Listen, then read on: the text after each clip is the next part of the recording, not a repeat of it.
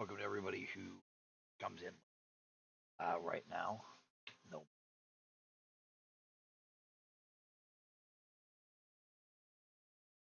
get on with it. Got 40 years plus playing D. Yeah, I started with AD. I had then boxed out as a dragon covering,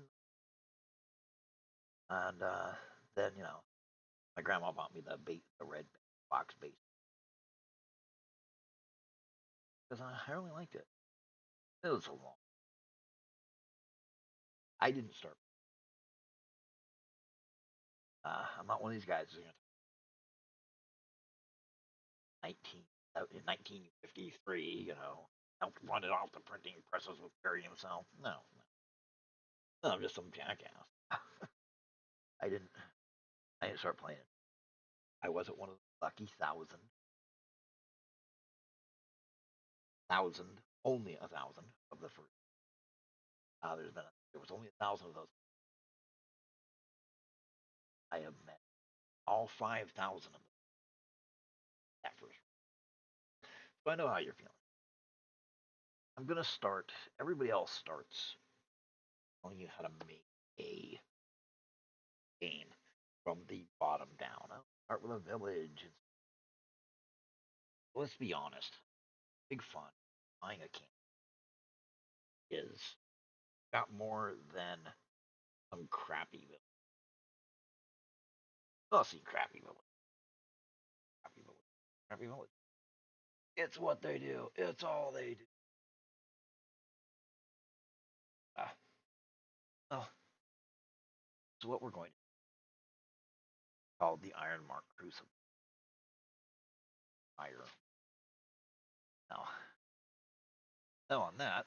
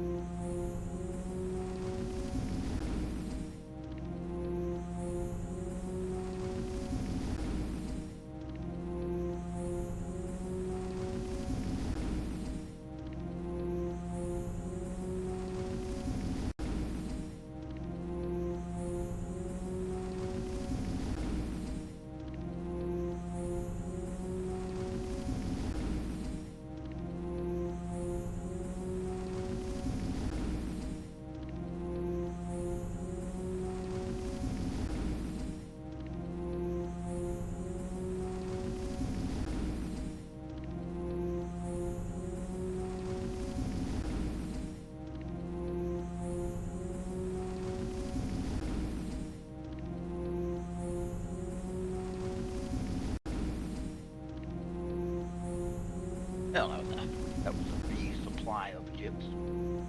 I do this myself. Oh, all of them. Same. Now it's only a little village. And they run from there. That's not how we're going to do it. We're going to do from top down. Which means we're going to do it where we're going to start with stuff like the gods and the world and how many planets in the solar system and how many moons. But we're going to talk about it. I'm not just going to, well, here's Janger B. I developed him offline and here he is. And now we're going to talk about why we're going to. We're also going to blend some stuff. We're going to do Pathfinder. Hey, nice. Thank you. Hey, everybody. So we're going to do why I make decisions and where those decisions came from. And we're going to go step by step. Thing is several college courses under my belt that taught me, how religions came up, little bit of theology classes, civilization classes. Now, we probably won't be getting to build the map for a couple sessions. The big thing is for the most part, you're going to be able to turn this on to the background if you want. But appreciate the raid. Thank you, Senji. If you're listening to this later and you want to watch somebody play Crimson Desert, Senji Fenrir, good player, does the stream, very good quality stream, good graphics, good sound. And his voice isn't annoying as shit.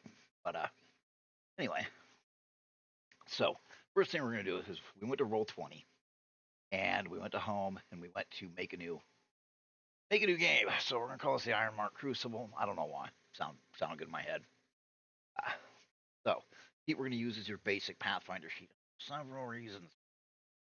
Choose the basic Pathfinder sheet because you can do a lot of drag and drop feats, equipment, spells onto this sheet. The other thing is it's very easy to move the monster entry over. It's not that customizable, but you know what? If you're starting out, you don't want that big of a customizable. So, that's it. Pick a character sheet, name the damn thing, and then I'm ready. Click and pick a game, create the game. Like I said, I'm going to walk you through all of this.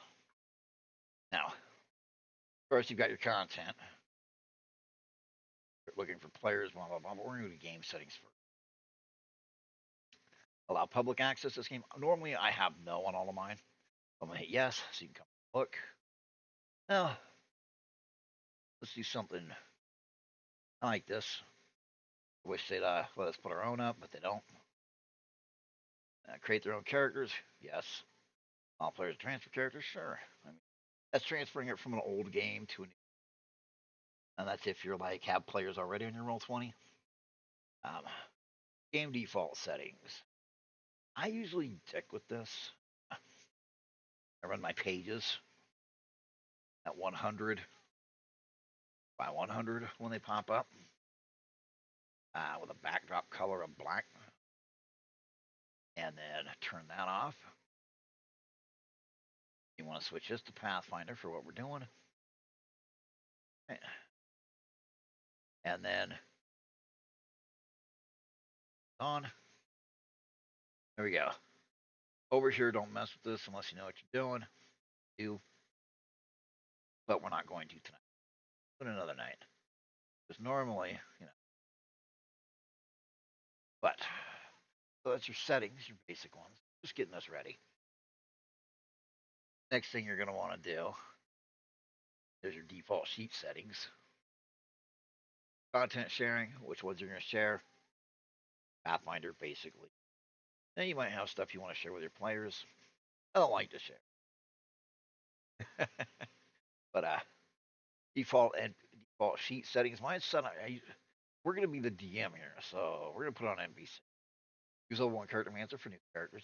Yeah, it's actually the character mancer gets a bad rap. It's not that bad, but it's only your base book. Put if you want any of this. Bar 3. I always do AC.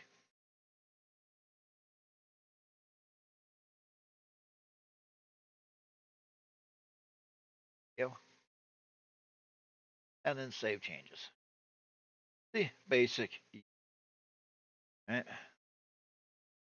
We're not going to put any script. We're going to put one script in. Okay. And we're going to go click on Roll20 Mod Library and set.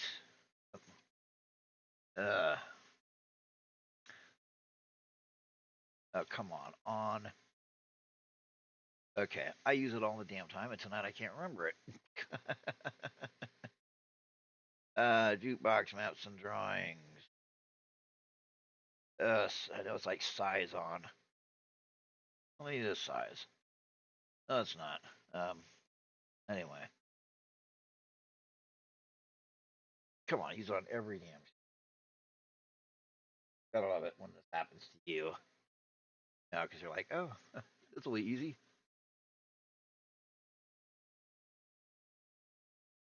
But it's a script. What it allows you to do, it changes the size of tokens dropped on the map automatically.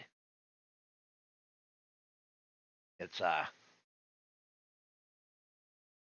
it's that, but in order to run scripts, you have to have uh, you have to have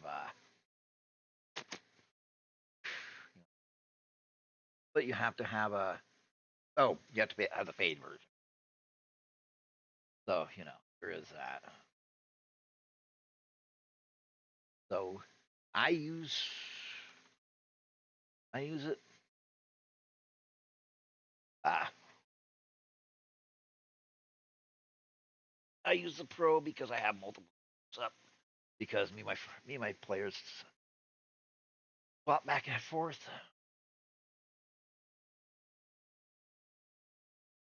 But the way it is. So I have one, two, three. Looking real quick, I have 8 games that I could go into because hey, that's just the way it is.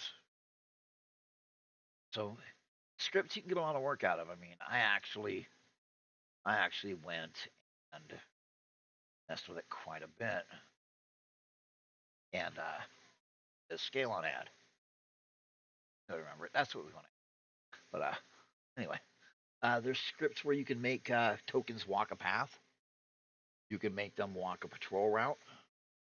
Um, Sometimes I do that just for fun for my players to watch. Uh, now I am going to tell you when we get to the resources I've got to build maps, it's ridiculous. Convert lighting. You're not going to need to do that. You're not going to need to convert the lighting. You're not going to need about copying a game. You don't need to clear the card archive. You don't need to roll back your game. Game add-on. You probably don't have any. I do. I mean, I got a bunch of them, but I had no reason to really use them. I mean, not for this.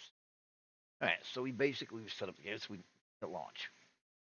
Yeah, you're smart enough to figure out how to invite players yourself. We're mainly concerning ourselves tonight with the 11. All right, what have you got? You got Jack. Okay, here's your Pathfinder compendium. See these little books up here? That's the sideways hamburger. That's what's in your compendium for Pathfinder. Make sure you set the game to Pathfinder. Oh, I suppose some of this advice can be used. Now, we're starting from the top down. Means a lot of people are like, well, we should do this, we should do that. The biggest thing when you're starting top down is right here. You got your core races. See them? Upper left? Oh, upper right, sorry. I'll make that a little bit bigger so you can see. Come on, it could be a pain in my ass.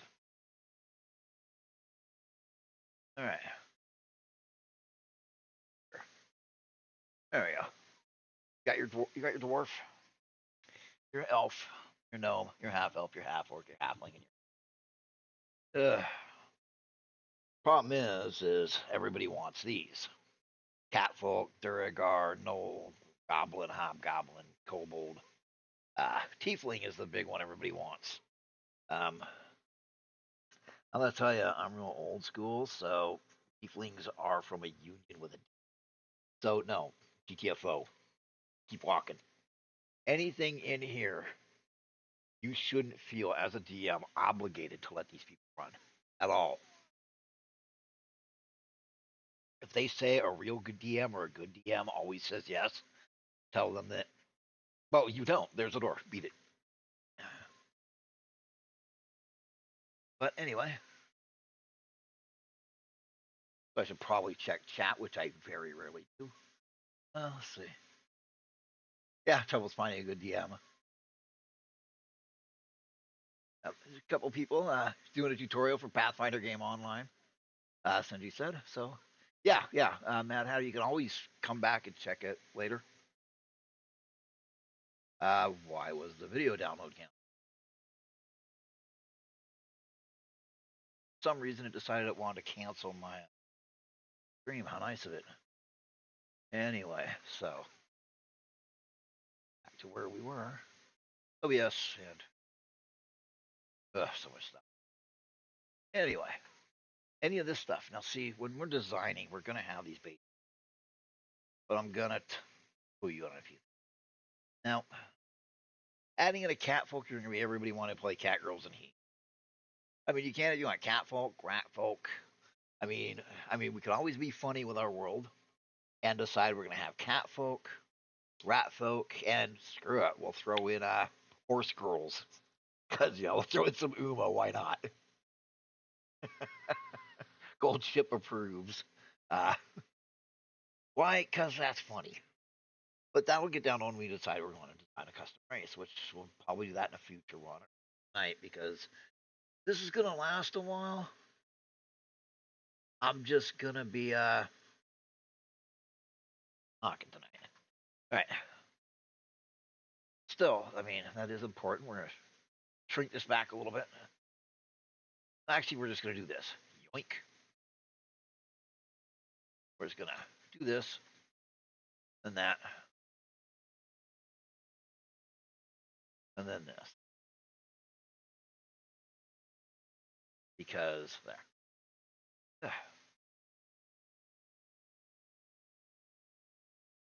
So we're going to go back here, and we'll just do this. Book. That is your everything. That book. Everything goes here. From adding a PDF, which I have a ton of PDFs in my library. It'll eventually get around to popping up my library. If you have PDFs or managed to through Paizo, or you managed to grab them somehow, congratulations. Come on. Yes, let's add from my library. Come on. So there it is. All right, we need the beast areas, of course, because we're doing full kitchen sink, so we're gonna go full beast. But if you got your PDFs from if you got your PDFs from, oh god, I hate it when it pulls crap.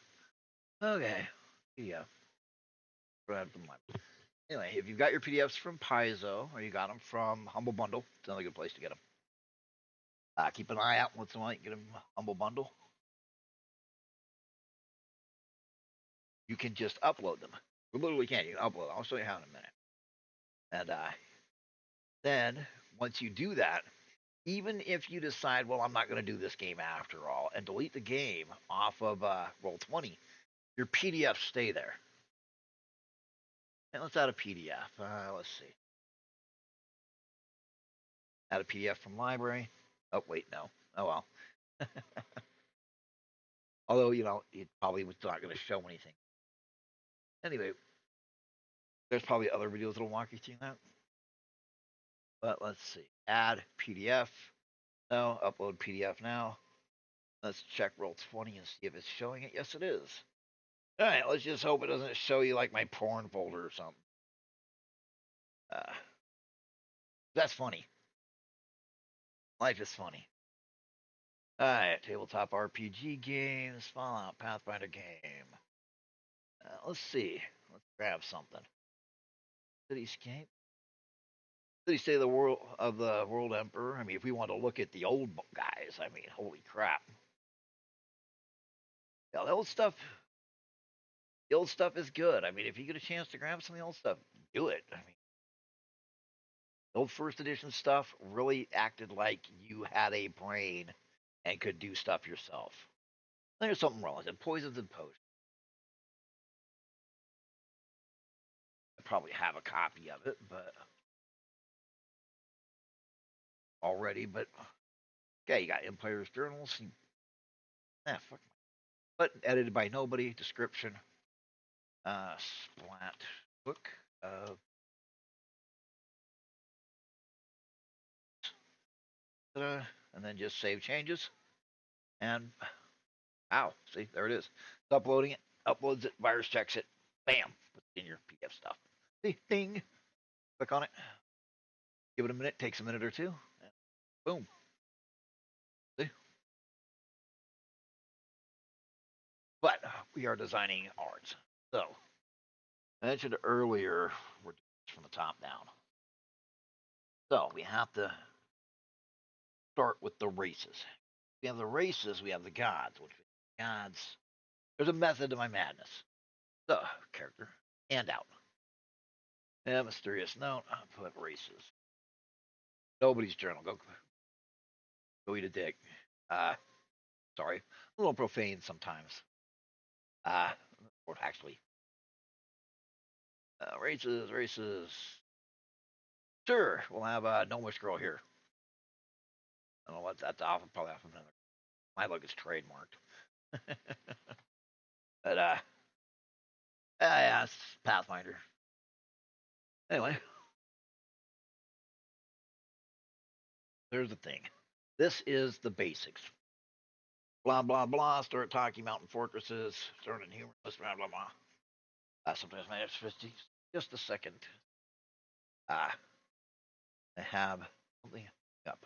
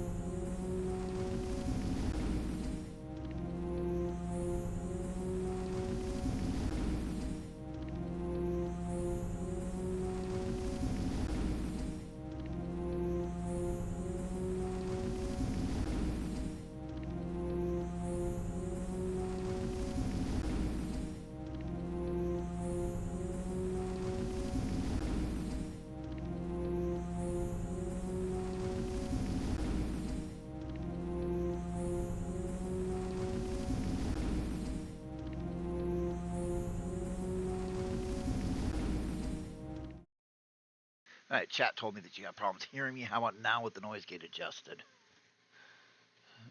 So hopefully that fixed it. Thank you. Yeah, I just got told that my chat, my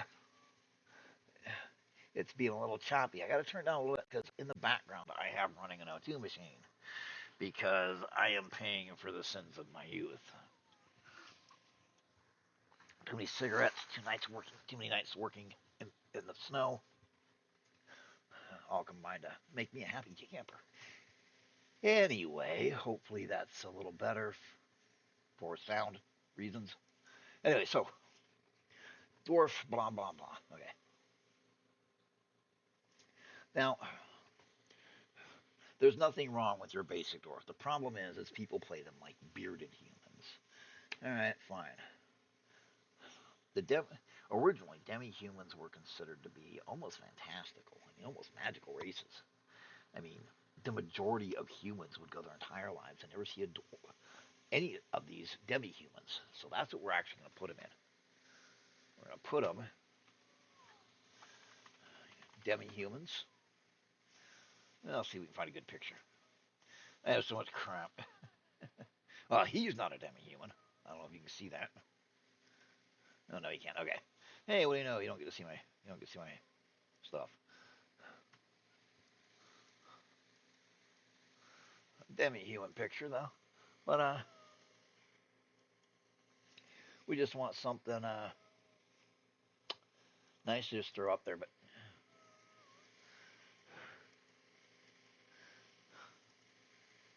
oh god, that's a terrible picture. It's awful. Sure. So why don't we make it where our you always hear our demi-humans are different. So we got dwarves, we got elf, half orc. Half orc used to be somewhat controversial because they mainly only happened through they used to old Gary Gygax believed that the only reason somebody would lay down with an orc is if they were surprised from the bushes. Uh, but we've all seen what women choose to read, so we know the truth. But so we all know that the half orc would be, especially the big green ones, half orc, halfling, human. Oh, we've read our buddies the gnomes. Now, normally, the gnomes and the halflings are like nobody knows what to do with them. And for the love of God, we're not gonna do gearmancy halflings. We're not gonna do gearmancy gnomes. This isn't WoW. I like WoW gnomes. I play them. I kind of like the gimmick. I'll tell you what I hate. I hate the Kryn garbage can gnomes, who are all a bunch of retards. Can't stand them. Of course, I can't stand Kender either. Can I play Kender? Get the hell out of my house. Uh, dwarfs. So we got your basic. They're aloof. They're aloof. They're reclusive. Now, you'd want to tell the players, look. Actually, or we just put it here. Most humans will never see one that isn't a player character. I mean, reclusive, secretive, aloof. Most humans. Actually, all demi-humans were originally like that. But we're gonna do a little work here and there. So I really should have prepared better. But hey, it's the first stream. But the dwarves, we need to have our dwarves a little differently than most people do. Mainly, we're gonna make it so they live to about 450 years, 400 to 450. Because once we decide the races, and we get to the gods and the cosmos. When we get into the races, we are going to get into the nitty gritty. We're going to get into the stuff that a lot of players aren't going to care about. We're going to get into gestation. When is adolescence? When is puberty? When is the age of reason? When do they start walking? When are they weaned? Uh, when is sexual maturity? How long? Gestation. Ovulation. How long between ovulation? How long does ovulation last? Menstrual cycle. This all sounds dumb, but you'll see how it all link together. Because as a DM, that can be too much information, or it can really help you build stuff. Take elves, for example. Let's say everything, dwarves times 4.5 to humans. Everything a human is 4.5. Now, obviously, it's not going to be 36 months they're in the womb. But they're probably going to, since a lot of human children don't get weaned until like 2 or 3, it might not be uncommon to see a dwarven child still being breastfed at age 8. But the thing is, they'll be about the size of a human child, a human baby. Number one, they're smaller. Number two, longer periods of time, because sci-fi and fantasy always talk about these perfect races, and they talk about, oh, they're the ultimate race. That from the minute they're born, they can run on their own and they don't need their parents. No, you know what that creates? That creates a race of psychopaths and sociopaths. It is scientifically proven that the longer time that the child is dependent on the parent, the more the species builds culture and tribal links and emotional links. So goblins would probably be, the female goblin would probably, squat over a cage and crap them out right into the cage. An orc, that child's got to be able to defend itself pretty fast, before somebody crushes its skull with a cinder block. But so the orcs, they're probably going to be self-sufficient within months. Goblins, almost instantly. You could probably grab a goblin baby that's still wet and throw it at somebody, and it'll probably still bite the shit out of them because they're probably born with teeth. Because they're a fantasy race. and they're not worried about them chewing their way out of the mother. But the big thing is our races are going to have longer periods. It's going to be maybe some of this, maybe the elves say, how can human families have that strong a bond? Their children are self-sufficient at 5. You know, see how it's going to shape stuff already. Where an elvish child may not be self-sufficient until 25, and we'll get into why. Uh, a lot of science fiction, a lot of fantasies. Oh, my elves have perfect recall for their entire lives, and they live to 7,000 years old. Well, how big is their fucking head? Okay, because neurons take up space, buddy. And I get, abracadabra magic, but unless they look like Bella Ramsey, then no, you know. So here's a plan. How about why don't we go with the fact they live that long is going to really affect some stuff, and they learn extremely slow. Let's see. A picture. We need a picture of a male, a female, and 2 child worms. All smiley. But so we're gonna say our dwarves are 4 times. I know we're getting a little bit into the weeds, and I said we're gonna jump to the gods once we decided.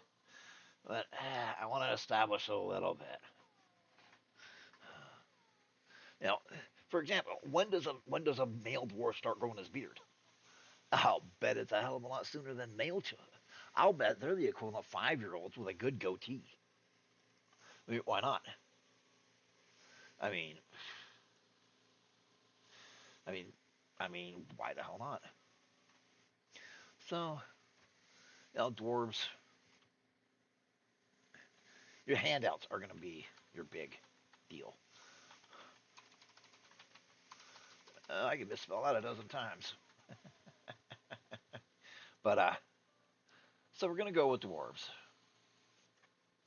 And we're going to go with elves. I am not going to say, oh, you shouldn't. You should go with the ones that everybody else says. No, no, go with them. You don't want to make it alien to your players, and we are making a Pathfinder game. So I mean, check out that kid's beard. He's probably 40, but he's the equivalent of what? Remember we said 4 to 5 times. He's the equivalent of a 9 or 10-year-old, and he's got a banging beard. I mean, come on, that's bullshit. Why you got a beard like that, man? I couldn't do that for. I couldn't do that. You held a gun to my head. You know, some people say we want bearded female dwarves. Well, here's the thing: you can have them, and you can also have the clean shaven. There's nothing to say you can't have both. For example, let's look at humanity here on Earth. Asians grow very little facial hair. Some dude from Scandinavia sneezes and has a beard.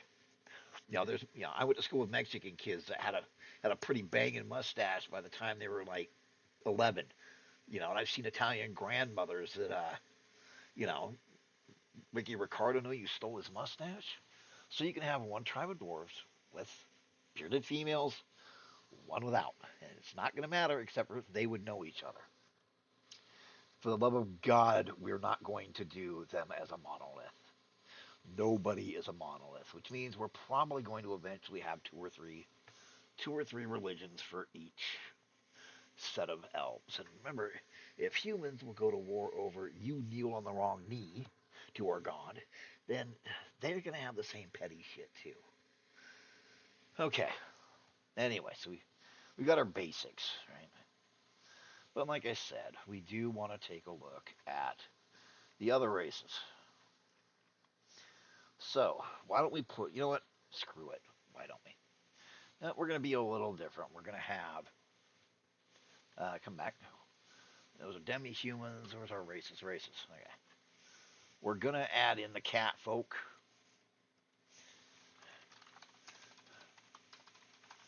Cat folk. Rat folk. Dog people. And screw it, we're gonna add Umas. Why? Because Umas amuse me. I like Umas. I like the game. Makes me smile. You know, very very competitive. Uh, Horse girls at an academy for racing. I'm down with that. It's a better premise than half the crap out there. Anyway, so we've got our 3 extra. Okay. Now, now that we have our basics, we're going to go to the side here. And we're going to come up with uh, progenitor. Progenitor. Progenitor races. Uh, so these are the races that came first. A picture. Okay, we're gonna do lizardmen because they're in there. Uh, Elves, of course.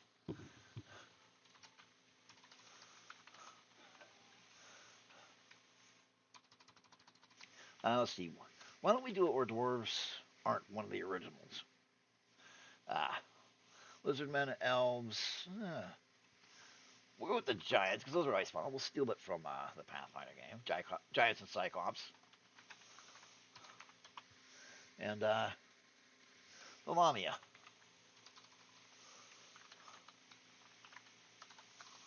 The snake woman. The snake people.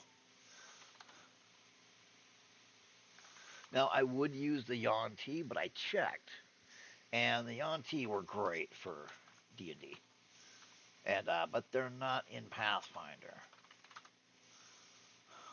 And I was disappointed. Well, oh wait, they are.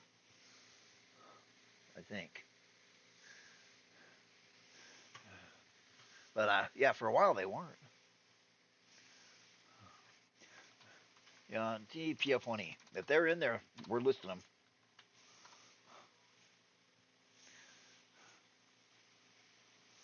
They're not really listed. You have to get your own. You have to. So yeah, because it's an IP monster. It's the Yuan-Ti are Wizards of the Coast IP. They pulled out Yuan-Ti, Beholders, a few other monsters when the SRD came out. What's funny is a lot of people don't realize, and I did this back in 2001. Actually, no, back when I was still doing beta and alpha testing for 3rd edition. I asked, hey, since I'm going to be an authorized third-party product maker, can I use them? And oh god, I still have it somewhere in the file cabinet. The permissions to use them that far back, but just for third-party products for the 3.0. But I had a lot of permissions because I had permission that people at What Night would fax them copies of the emails and the printed thing. I had permission to use items and creatures from the Forgotten Realms. Anyway, you don't care about that. So the Yuan-Ti aren't in there, but that's fine. So yeah, so we've got. So we're going to do snake people. We're going to use lizard men.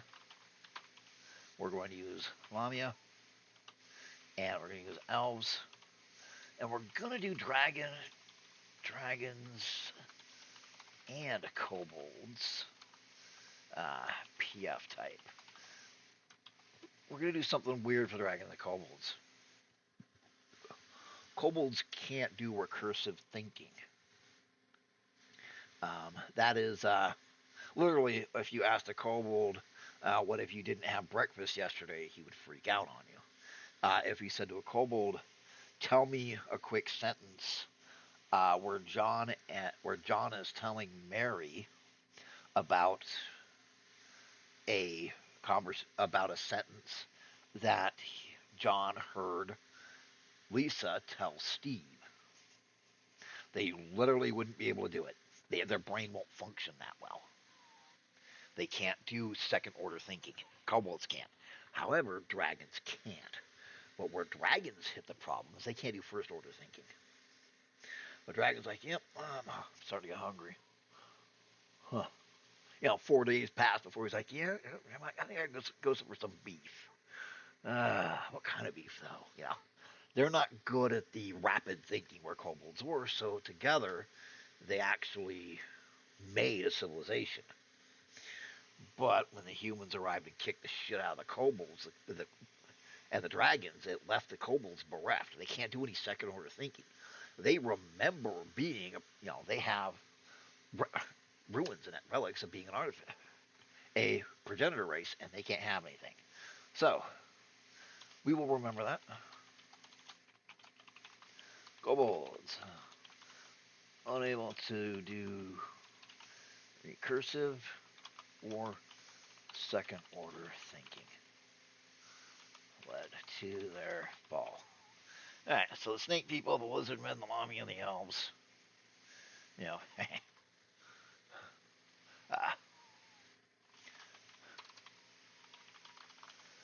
dragon done in fantasy style. But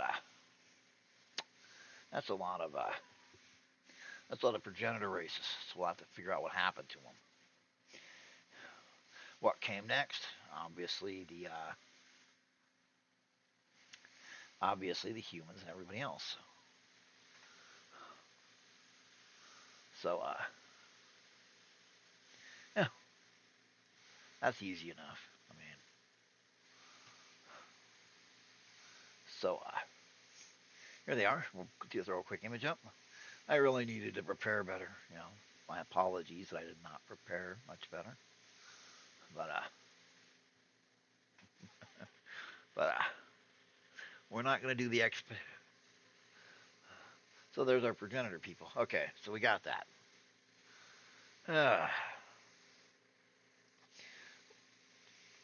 What if humans were the second order? Well, or the second wave. Same with halflings and gnomes and dwarves. Damn it, ate that. Dwarf second wave. The thing is dwarves suffer from agoraphobia. Dwarves would have to trade because of one big thing. If you know anything about geology, you know that the chances that their little dwarven mine is going to have everything they need to make steel is extremely slim. More than likely, they'll hit what they hit. Coal. Coal will be a big one. Maybe some gold. Maybe a little bit of platinum. But I mean, look at the real world. I mean, just because you find iron doesn't mean you're going to find the manganese you need. So, yeah. So, dwarves are forced to trade because if they want anything, they have to trade for it. Let's check chat and see what they're yelling at. Probably. Let's see what we screwed up on.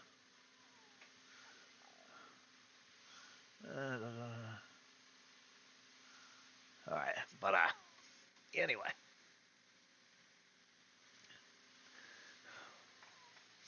Alright, so half orcs. Let's do it a little differently than everybody really does it.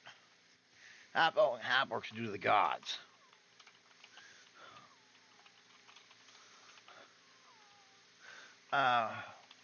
Let's see. Elven goddess of the earth has an affair with the human god of harvest and celebration every year. For her, she's going to see him like once a week. But a half orc. Let's go for something really interesting. Real quick, let's use y'all thinky goo real quick, come up with something weird. Alright, the human goddess of war. Battle. War. Took out the orcish god of war and kept him as a piece of property. Property half orcs come from this because she walked around almost, well, not almost, literally bragging about her swollen belly. Half orcs are the price for the return of the god of war. However, many orcs will worship her because she still hides and then runs out and hits the god of war in the back of the head with a rock and then forces him to father another child because she thinks it's funny. Alright, obviously our gods are not going to be the aloof ones. uh, so yeah, half orcs are valued by orcs as they can do second order thinking, uh, create alliances, are capable of emotional regulation, and can do complex planning and tasks. Even a physically puny half-orc is valuable to the tribe. Okay, now, in our little notes, we're going to have three kinds of half-orcs. Three kinds. Orcs, the 1E, AD&D, lawful evil, pigmen, 2E, AD&D, lawful evil, Tolkien-esque, and the PF green asshole. Alright. See, this is where things can make it. When you're making stuff, things can make a difference. Now the half orcs are different. Why are they valued in human society? Well, strength, number one. I mean, labor. Uh, Depending on the nation, it could be diplomats. Uh, Suddenly becomes a lot different. All right. So we've got it all. Okay. Now, what about the rat folk? Well, we'll make them second wave. What if they're third wave? Cat folk, third wave. Dog folk, third wave. Uma, third wave. Okay. Now we could give them all the same gods, but all right. So we need, if you're gonna make a quick pantheon, you need some basics, and this is where you can get really bogged down, really, really quick. Uh, you can get involved in making the gods forever.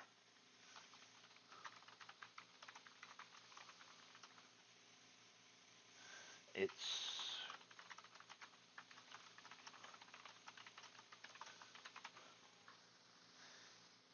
it's very, very, very easy to get wound up in building your and never going beyond your gods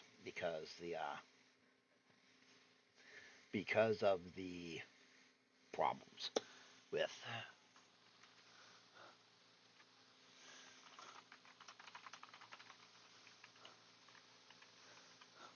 Wow, that sucked. Uh, anyway,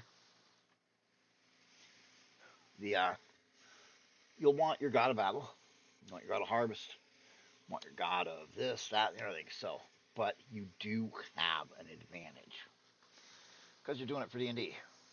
So, skip over back to the die 20 PFC. Dun, dun, dun, dun, dun, dun, dun, dun, dun. Magic. So, take the tools real quick. No. Okay. Spells. Here's the thing. If you look at cure, we'll look at cure real quick. Cure light wounds, for example. This is where you're going to have to do a little bit of your own work. Probably should find your own. Probably should find your own stuff, your own books. Anyway, domains. I was going to get to it, but the domains. You need to have your use the domains. Your domains will enable you to quickly throw out the gods. I know, this is all a lot and really fast, but you know what? It'll get easy, and we're going to go over this again and again and again. Because we're going to have to go back and tweak stuff. Now, because I'm old and a little lazy now, you know, we're going to do something a little different. I know. I keep saying that, and then I don't. It doesn't appear you do that, sir. Grok.com.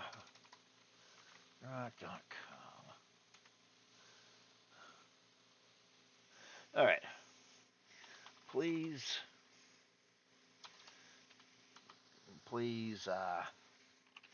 create a pantheon of fantasy RPG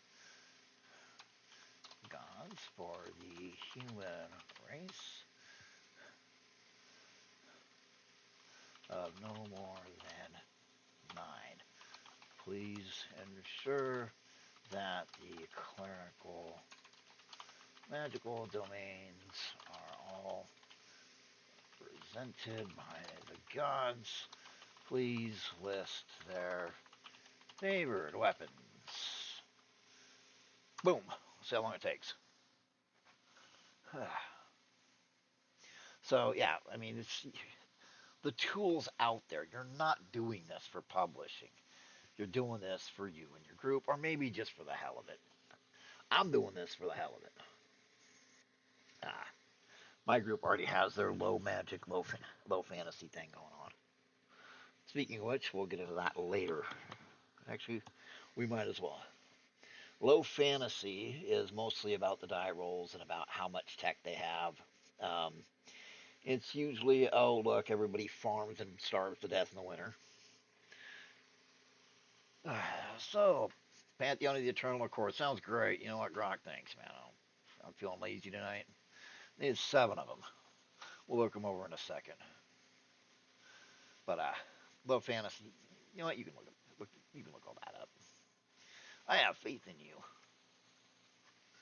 So, boom. Wow, that's terrible. That's awful.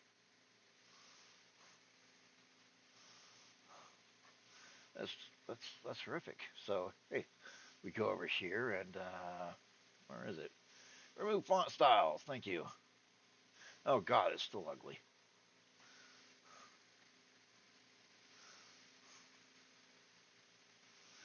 Come on. There we go. Okay, Pantheon of the Eternal Core, blah blah blah. Okay, Arcana. Let's see. The Veil of Secrets. Aetheron, the Hooded God of Hidden Lore. Of course, we also have to add the. We also have to add our. Oh, what do you know? Bellum. Her. See, look. Her clerics. uh, Order and chaos, which makes them a little unusual. And so yeah, she's a little schizophrenic, poof. Now you've got your gods. Now you got one pantheon. We'll want to do multiple because you want to have nations, different pantheons. Because we're going for a big world here, guys. But the next thing we need to think about is cosmology. Now, a one of the, we're gonna go on break, and when I come back, we will discuss cosmology. So, yay.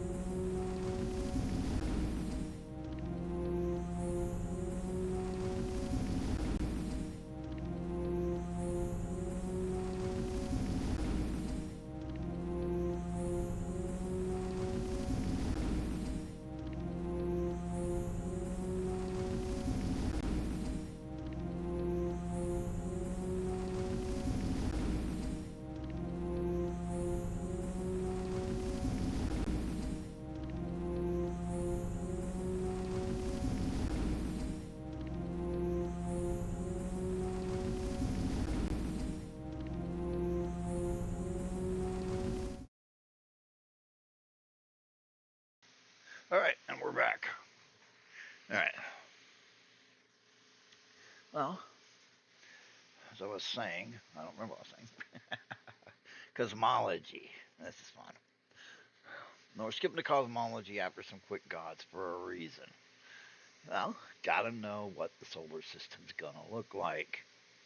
Because, now there are two ways in D&D, Pathfinder and D&D, to do your cosmology. Number one, space, just like we've got. Actually, there's three. Then there's the phlogiston, I think it's called. Basically, once you hit the Oort cloud, beyond that is this stuff. Actually, space isn't space. It's you can sail through it. Phlogiston and you know wooden ships and iron men. Sailing to Mars on a wooden ship. And then there's close Spelljammer, which has the crystal spheres. Each solar system is surrounded by a crystal sphere. There are gates to exit the sphere here and there, and from there you sail out into the astral plane, and that's how everything's. Basically, all the solar systems are encased in big balls of glass bobbing around in the in the uh, in the astral plane. Now, I've never done that, but you know what? We can do that. So we've got, but of course that also brings into some stuff. I mean, if you want to get into the old second edition Spelljammer stuff, the Witchlight Marauders will end any campaign in a quickness. I actually have used them twice, and players enjoyed it. It's just big thing was get through a gate and get somewhere. But let's number one, we need our sun, and we're gonna make it yellow. Same size as ours. Let's do 2 planets interior. In the, one in the red, which means close.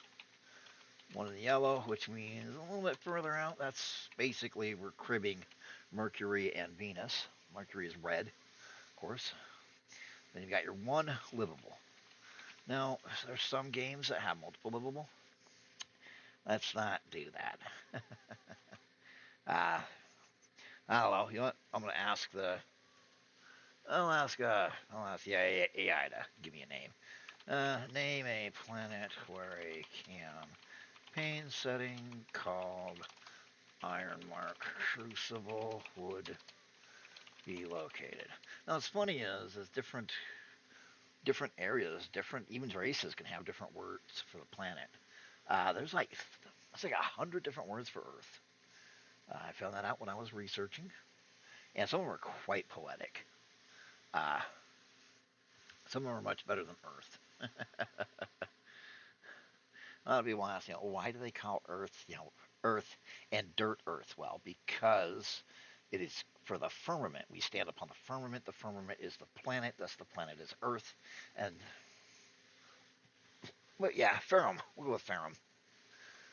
Ferrum sounds good, doesn't it? It's right. That's right. It does.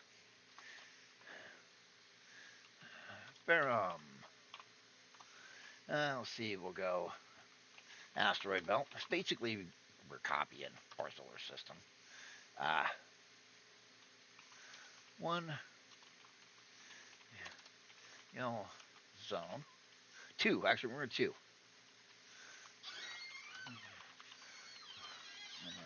At one point, when I was in school, they believed that the asteroid belt was. This actually was when I was in elementary school. They believed that the asteroid belt, it was in the textbooks, was a planet named Minerva that broke up. And it was questions of was the moon. Some of the more fanciful ones said our moon, Luna, was thrown off from Minerva when Minerva blew up, and when it shattered. It was figured to have shattered due to gravitational forces. And everything was our moon was knocked out of us by a gigantic chunk of Minerva that hit us. Others say, no, the dinosaurs were eliminated by Minerva. But now they know that it never formed. Okay. Now, then we get into the 4 gas giants. Now, you need the gas giants. Now, you'll want to name these eventually because you'll want to. Uh, It's kind of fun to, because inevitably you have a player go, well, my character has astronomy. What's in the night? What's out there? So you name it. But here's the big thing. We're gonna add something else. Dark planet, planet 7, non-reflective, can't be spotted by telescopes. Now we're gonna get to why. Okay. Now out in the Oort cloud is a frozen gas giant in a fast orbit of 135 years. That's a fast orbit for out there. I mean, it's booking. Well, we ask how fast it is. Uh, that's one thing. When we're doing this, we're also going to be looking stuff up. If a frozen gas giant was out in the Oort cloud beyond telescope, telescope visual is 135-year orbit too quickly. So we ask Grok, who is now, well, let me bang my head.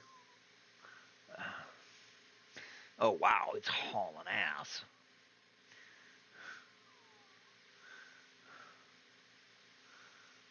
Kepler's third law means that this thing would probably catch on fire from friction with the Oort cloud. So yeah. So okay. Oh, there's shit out there, huh? Yeah, more fitting orbital periods and names. Orbital period 10,000 years, Jesus.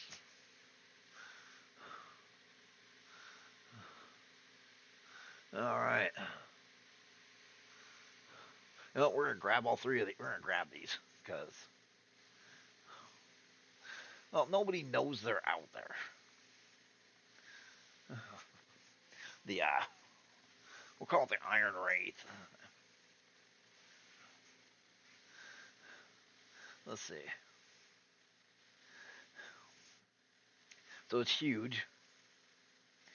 So it takes about. Oh, you know what?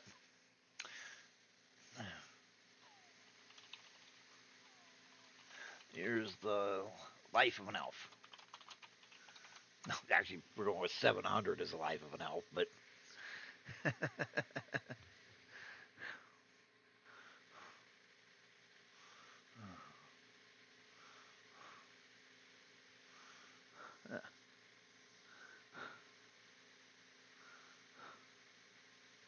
Yeah.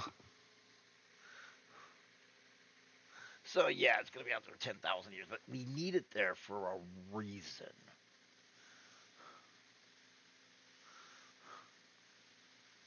Okay, we'll put it out there at 5,000 years.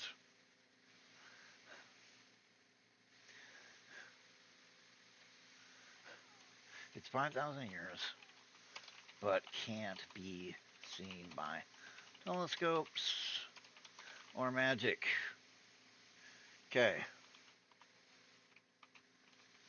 The gods ignore, don't speak of, won't inform the mortals of this planet. We're going to make it planet 8. The gods don't talk about this one either. Now, what this does is it screws up your orbital mechanics. This means, with the orbital mechanics being messed up, they don't develop the proper math.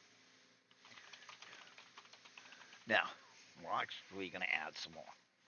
Now, then we've got our planet, Ferrum. Now, Ferrum's about unfucking lucky. Because it's got, let's do something. Okay, everybody's like, my planet has 2 worlds. My planet has 3. has 3 moons. My planet has 75 moons. Okay. Do you have any idea what these moons do to the tidal mechanics? 2 moons would be a nightmare of calculus. 3, you might as well just fucking give it up.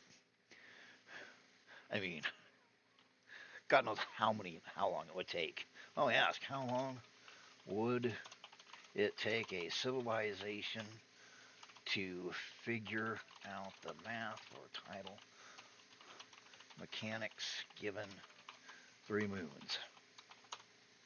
I mean, 2 moons would be bad enough, but 3 with gravitational pull, and you're looking at absolute crazy shit. I mean, our real world tidal mechanics were a huge deal. Now, I got an idea perking, so we'll get to that later in a minute. In a few minutes, ties back to races. So, but we're still asking, but we're going to have what looks like 3 moons, but we're going to have a little bit of fun. You see, Barum has 3 moons. A large, whitish one with blue lines now and then, ley lines, and then a very bright white silver one beyond the white one, a dim one beyond that. Now, here's the thing. Here's where we really mess around. Those aren't 3 actual moons.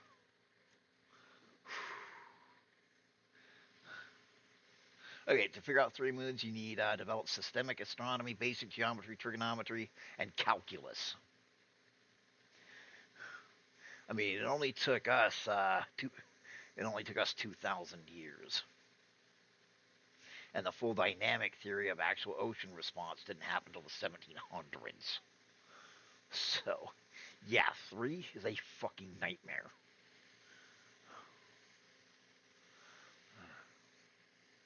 I mean, 3 would actually be an absolute nightmare. But, you would be able to figure. But, okay. If there were apparently 3 moons, but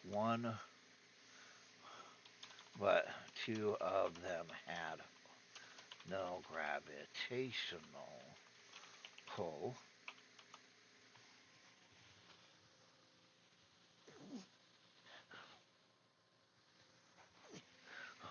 one isn't a moon, the other is too small and too far out. Think captured large comet. How difficult are the tidal and ocean math? Wait, you got to figure this stuff out because too many of them have civilizations figuring this out like instantly, and there's like 5 moons, and it's like, so you're able to figure out the tidal math for 5 moons, but not how to build a 2-story house. And that's the other thing we are going to approach. We are not going with the everything is covered in brown, and it's blocks of cow shit piled up on each other to make a hut. No. It's going to be We're going to be going with actual medieval buildings. I've been to Germany, and I've been to France, and I've been to the Netherlands. I've been to England, Scotland, and Ireland, and I have seen medieval buildings, and they are actually pretty nice.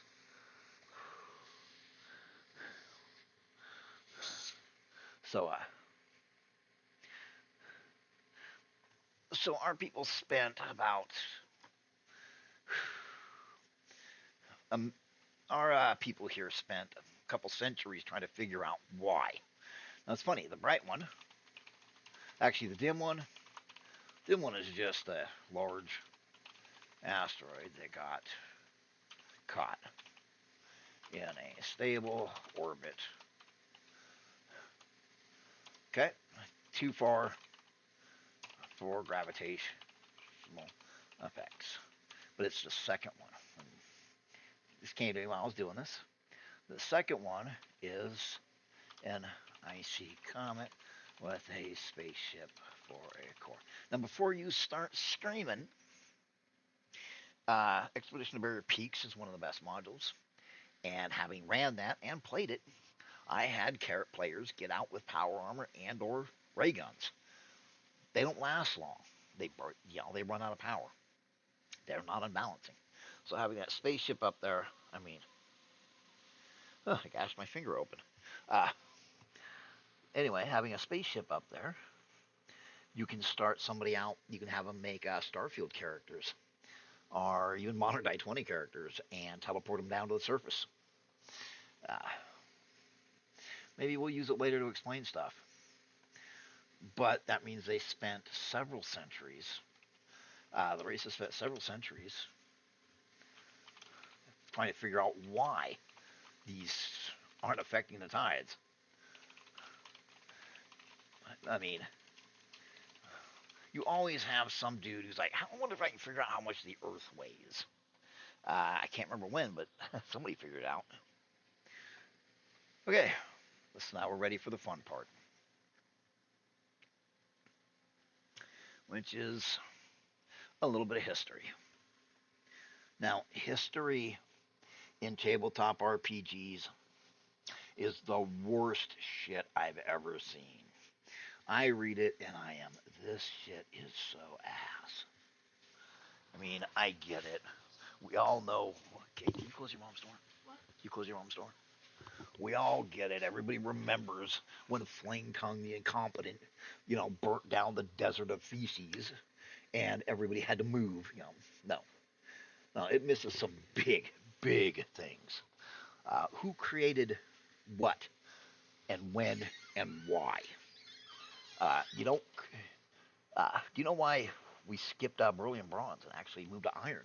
Because iron was actually more prevalent. It wasn't easier to work. There's more of it. It was easier than tin and copper. But copper built civilizations.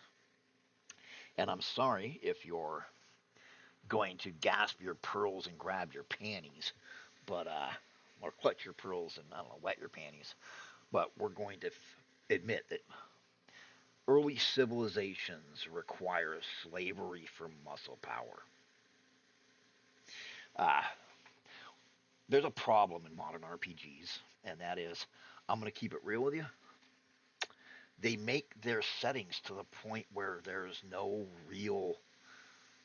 nothing to take on. I mean, I don't care if the barista didn't clock in this morning unless I'm looking for a goddamn mind flayer. But they spent so much time destroying these settings so that everybody feels good about them that there's no reason for heroics. Heroics require strife. Heroics require danger. And you're not a hero if you run into a house and run back out. But you're a fucking hero if you run into a burning house and drag out 2 kids. Okay, you see the difference here? One, any asshole can do. The other requires somebody to take a risk. Slavers are the guys that you can kill and not feel bad. There's no politics attached. They're slavers. Have your heroes kill them.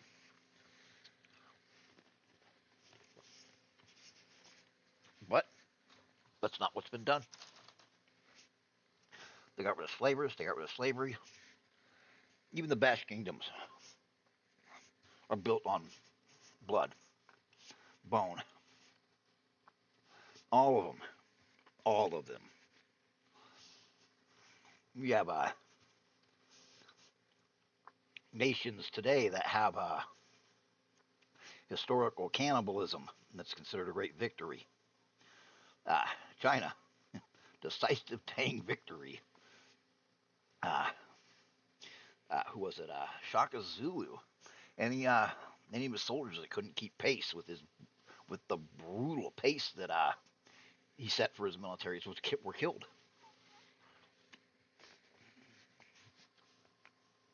35 miles a day on foot. If you couldn't do it, you were killed. So, of course, the Zulus were fucking right. Uh, slave labor is often used where resources are low. Uh, the big thing your civilizations want is wood, water, plants capable of being made into rope, stone, well, access to stone, and plenty of fresh water. The fresh water for your farming. Now, so it comes into this. We're going to be building the world, which means you have to look at a few things. I've created a few D&D worlds that I used for 3 or 4 years each. When I started like this with the plate tectonics and everything else. But what we have is the gods. We won't quite get into prehistory yet, but I want to say the gods have never really liked each other. They don't really get along because they're all greedy. They all want just they want all the worshippers. Don't let anybody fool you with our religion was peaceful. No, it wasn't. No, it wasn't. That doesn't mean it's bad. The fact it was violent or expansionist in its early years doesn't mean it's bad.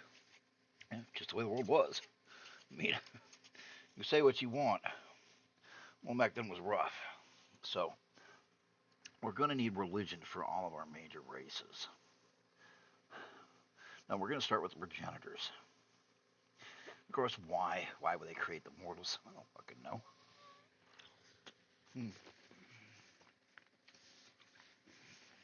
But probably have a desire for worship. So, with the exception, some of these gods probably look like cosmic horrors.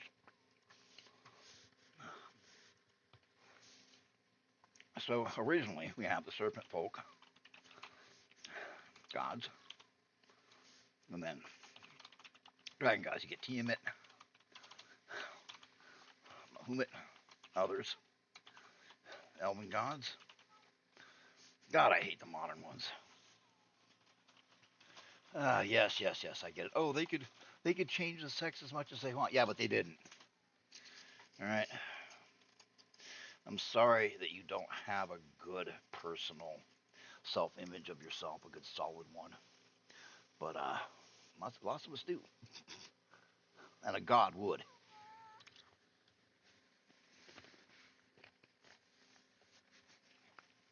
True, Zeus could turn himself into a swan and hump some chick that he saw down by the river Thebes, but that doesn't mean he stayed a swan forever. He did it because he thought it was funny, and he's a weirdo.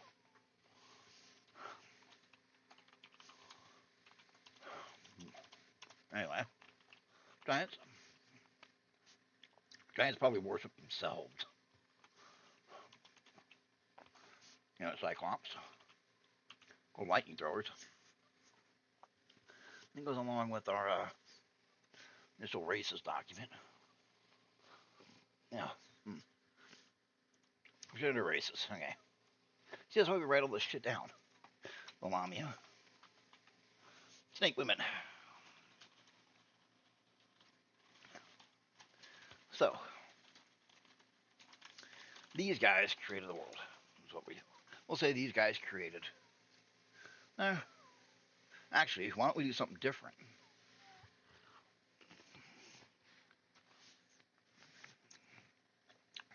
They found in unclaimed crystal sphere.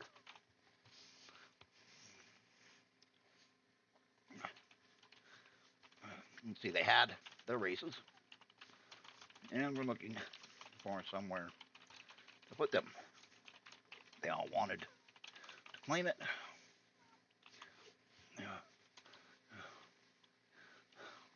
But they didn't know, well, Delta. Here's the thing. I mean, God, worlds are big. I mean, a world is huge. A lot of people don't realize just how big a world is. If you've only ridden on an airplane, you have no idea how big the world is. Drive from New York to LA sometime.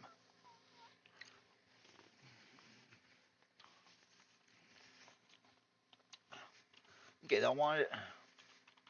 Oh, why don't we really limit them?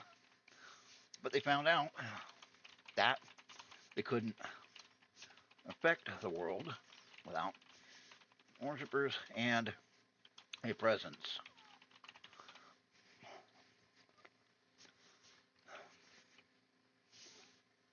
So no worshippers, no presence, no affecting the world. Can't claim it. This eventually led to war. Dragons separated from kobolds. Elves survive. Giants and cyclops and Lamia become degenerate.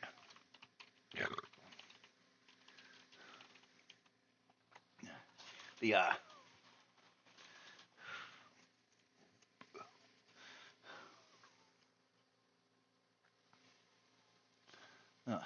pardon me, I'm snacking a little. But the humans, dwarves,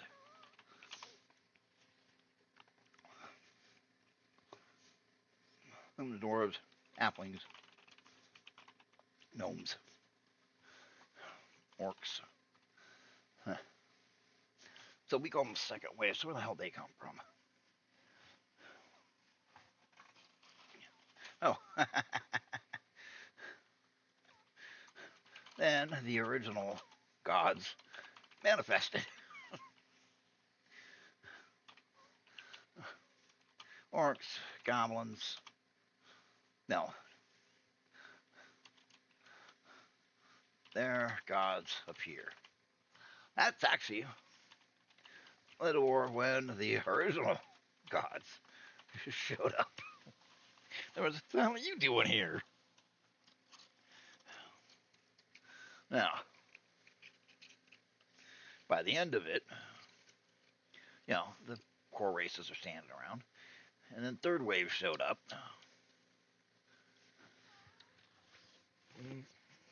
What do you want to say? 3,000 years ago is about good.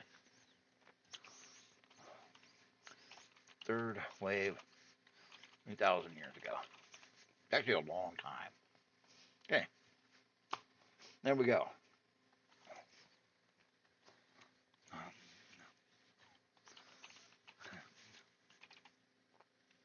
We'll figure a lot of this stuff out later. But and nobody lived in peace and happiness afterwards. Why? Because, well, the original gods wanted all these Johnny come lately assholes to get the hell out.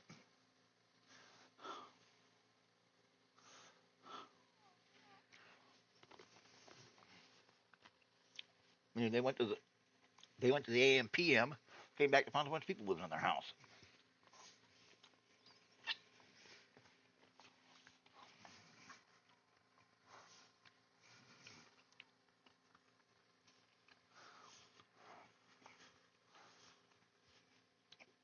And nobody knows where the third wave guys came from. They just appeared one day.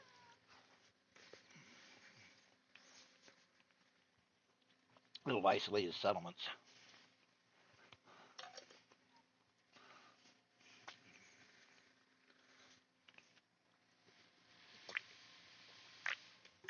Oh, we could just really kick it and be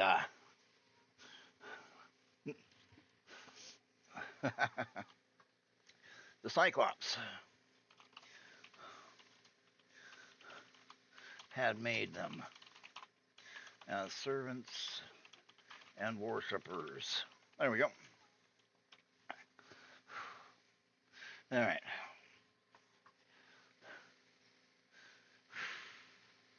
Now, so we've got, hey, so far we've got some standing.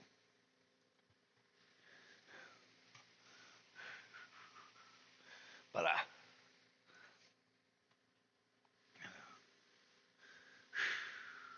which means now it's time to look at some stuff.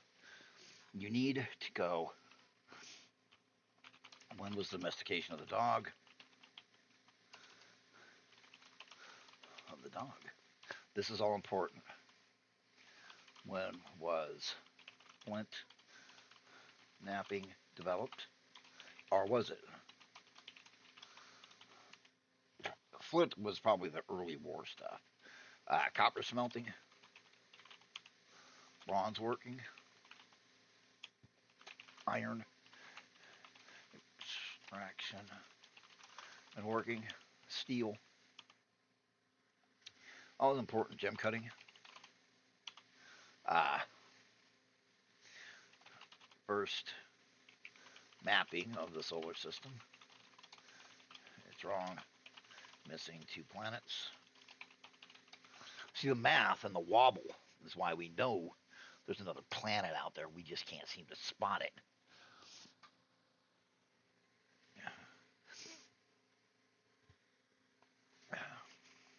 Writing. Icon. Icon writing. Uniform. Uh, Writing. Writing is a huge deal. Without writing, you're down to oral history. And with oral history, you're not progressing. I'm sorry. I know. You can go online and find, oh, see, they have an oral tradition and it's better than the Western way. No, get out. Okay? No, get out. If it's so superior, why didn't they develop computers? But, uh,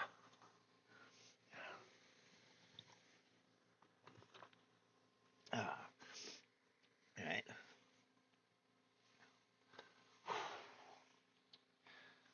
But, writing. Somewhere in here, you gotta figure magic. Some magic. And then, more magic. Clerical magic. All this is stuff that you need to come up with. I mean, I would not point by point. The original magic. Probably, okay, it's going to be witchcraft, shamanism. That's going to be your early stuff. Your clerical magic, shamanism, witchcraft, witch doctor, holy man. Okay, flint napping is huge. Okay, stone tools are huge. People, I mean, our ancestors were not as stupid as everybody thinks. I mean, I don't know how many of you went to Boy Scouts and tried to make yourself some flint arrowheads. That shit is not easy. But flint is razor sharp. Uh, and learning how to do this in precision is what gave warriors, hunters, trappers, and even the people who stayed back in camp, the women, the guys that weren't good at hunting, uh, the kids, it gave them stuff to do because a flint knife, I mean, I made one when I was in Boy Scouts, and holy shit, I had that thing for years. Talk about razor sharp. And I used to use it to skin deer. And people are like, what the hell is that? It's a flint knife. No, seriously, what is it? It's a flint knife. Uh, Make it with a curve. And it's got a serrated edge because that's how you nap it. But right there, you've got your hides, your furs, your skins, leather working, some woodworking. I mean, because then you got your stone axe heads. And don't sneer at it. A stone axe head is still a stone axe head. And I'll tell you what, you make a stone wedge, and you bore the hole through it, and you run the pole through it, and you have two people hold on to it, and then you have another guy with a big rock smashing onto it, and you can crack logs in no time flat. Um, there are channels called primitive building, primitive survival. If you're a DM, go watch some of those. If you've never watched them, educate yourself and stop being ignorant. Uh, watch some of those because it's going to show you exactly what you can do with nothing and muscle power. Uh, you can accomplish quite a bit. I mean, a huge amount. People don't realize how much they can accomplish. People don't realize how much can be accomplished. Uh, anyway, but then your copper smelting leads to copper tools. Tools, but also trade. Copper ingots lead to trade. Two sentence horror story. The time machine made the trip well, but the wiring is damaged. All I need now is to source some copper during this period. Yeah, never mind. And then bronze working because bronze requires other chemicals, requires other stuff. Okay, one of the complaints for Rings of Power, decided being the worst crap I've ever seen put on screen for fantasy adaptations, is apparently the great big thing they figured out was how to make an alloy. While they're standing there with bronze. Ugh. Please know what the hell you're talking about. But anyway, bronze is an alloy, which leads to metallurgy. Now, a lot of stuff is somebody who has the means going, I wonder what happens if I do this. That's why a lot of people blew themselves up. They got iron extraction. Iron's actually easy to extract. It's tougher to work because then you need to get it hotter. But bronze can do some amazing stuff. It's the alloys. So, they got more magic. Now you're getting probably wizardry. Actual clerics. Probably actually further up in the copper. Probably up here. Sorcery, probably. And we're going to say sorcery. Sorcery pops out here. Steel, gem cutting. Okay, writing. Okay. Oral history is great and all. But,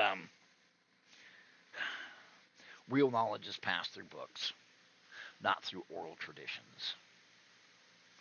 I mean, teaching you how to use the knowledge in the book, oral traditions are great. But real knowledge, real culture knowledge is passed down through books, not through your grandma telling you dumb crap. So there is that.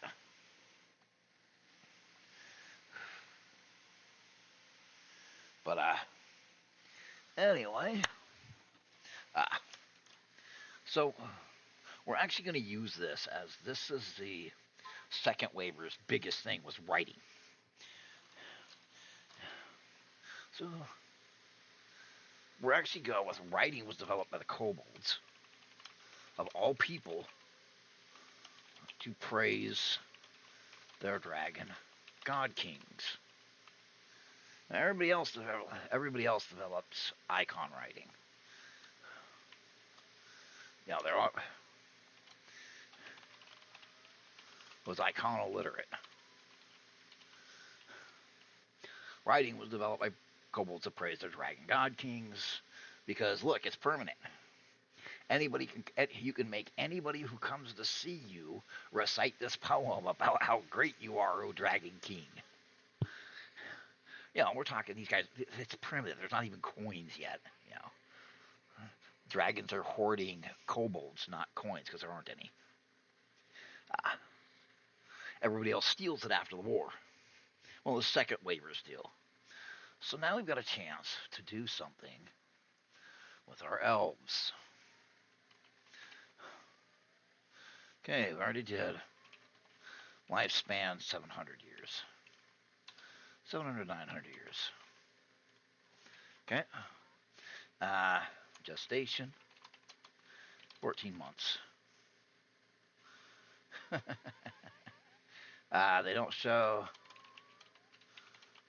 until the 7th month. Don't get large till the 11th month. Okay, if you've ever been around pregnant women, you've seen the first couple months. You don't see shit. It's too small. It's the size of a damn lima bean. Oh, but it's it. If you've been to the doctor, it's in there dancing. It's kind of neat when the baby is the size of about an apricot. It's got all its limbs, and and you look at the ultrasound. It's in there jumping up and down. Now, and then they're weaned at 8, 10, because they're tiny. Their eyes are closed at first,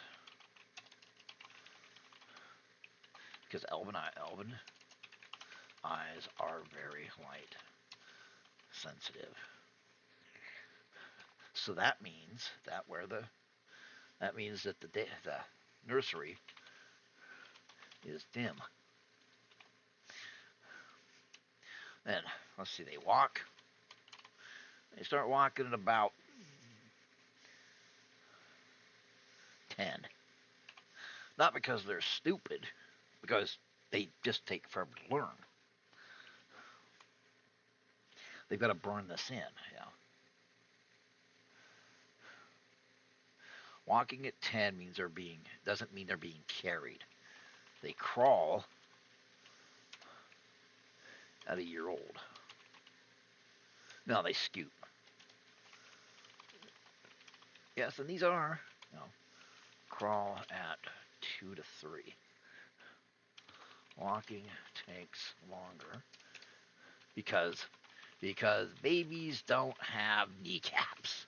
No, they don't. Babies do not have kneecaps. Bet you didn't know that one. That's why they don't hurt their kneecaps when they're crawling around. But and they have to build up the strength. If you think about it, a crawling baby is strong as fuck. You crawl around like that all day. See how you're doing. Okay, but toddling at 7 to 8, walking proficiently at 10. Okay. All right, so we're multiplying. What we're doing is we're multiplying everything by 7. So the age of reason would be roughly 60. And the age of reason is an old term from the Enlightenment. It means basically you understand the difference between magical thinking and reality. Unfortunately, a lot of people nowadays don't reach the age of reason. They believe they have magical thinking. Uh, if I force this person offline, they cease to exist. No, they don't. If I cancel this person, they go away forever. No, that's not what happens. They're still out there, but now they're just mad. Magical thinking is a huge problem in the modern era. But you see what I'm talking about. Age of reason, 60. Okay. Sorcery crops up at about 75. Why would it crop up at about 75? Because that's about 11. 10 to 11. Their body's starting to go through stuff. Okay. So, pubescence starts at about, we'll go with 12 times 7 is 84. So why don't we go with 80 to 90?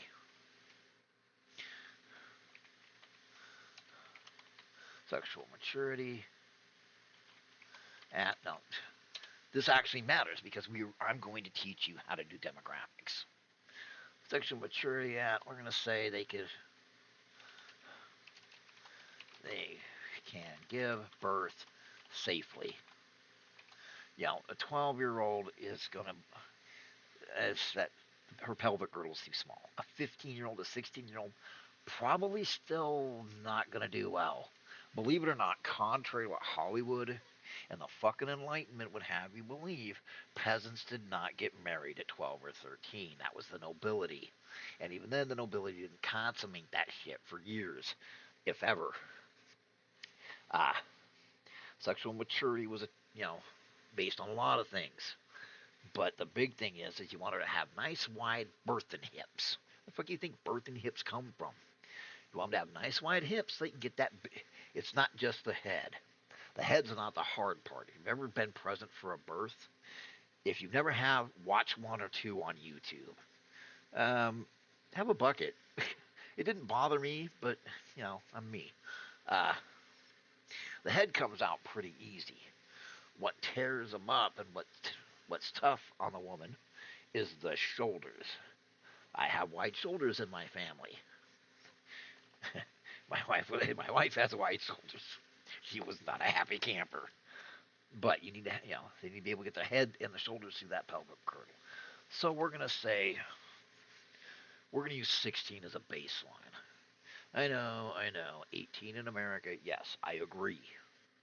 But we're using biology, not. Let's see. So 16 times 7, 70, 30. So actually, we're going to put it 100, 100 to 115. Okay. Let's recycle.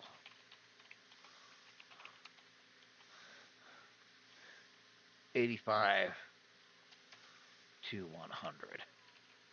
Okay. Sexual maturity. Move to young adults. And we'll go with 150. Adults. Now, most people consider adults at 25, full adults instead of young adults at 25 nowadays. Due to the completeness of the brain. By 25, I was already fucked up beyond all recognition. Thank you, U.S. Army. But adult, let's see, 25 times 7, 35, carry the 3, 175. We are not going with the longer we live, the slower we age. Holy fuck, what kind of mutations and fucked up DNA are you sporting, champ? Because, my God, your telomeres must be chewing into your DNA. But you must have telomere chains long as a piece of string. Okay, adult 75. Middle age. Well, they usually do 30 to 40, but why don't we go middle age is at 350. Old age. Well, I'm old. I'm 50, so we're going to give it 500. Old age, elderly, 600 plus. Okay, well, I wanted to make it 700, so let's go 700. Well, their lifespan. Okay, 600 to 750. Okay. Notice there's not much of a gap. Trust me, once you start going downhill, you start going downhill fast.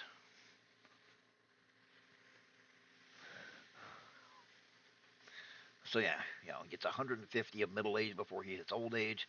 He gets 100 years of old age before he hits elderly. He gets 175 of adulthood.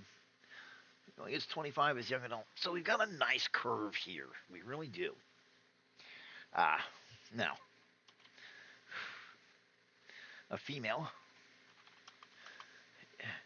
is fertile from roughly 85 to we'll go to 400. 400. We're going to tab them to the moon.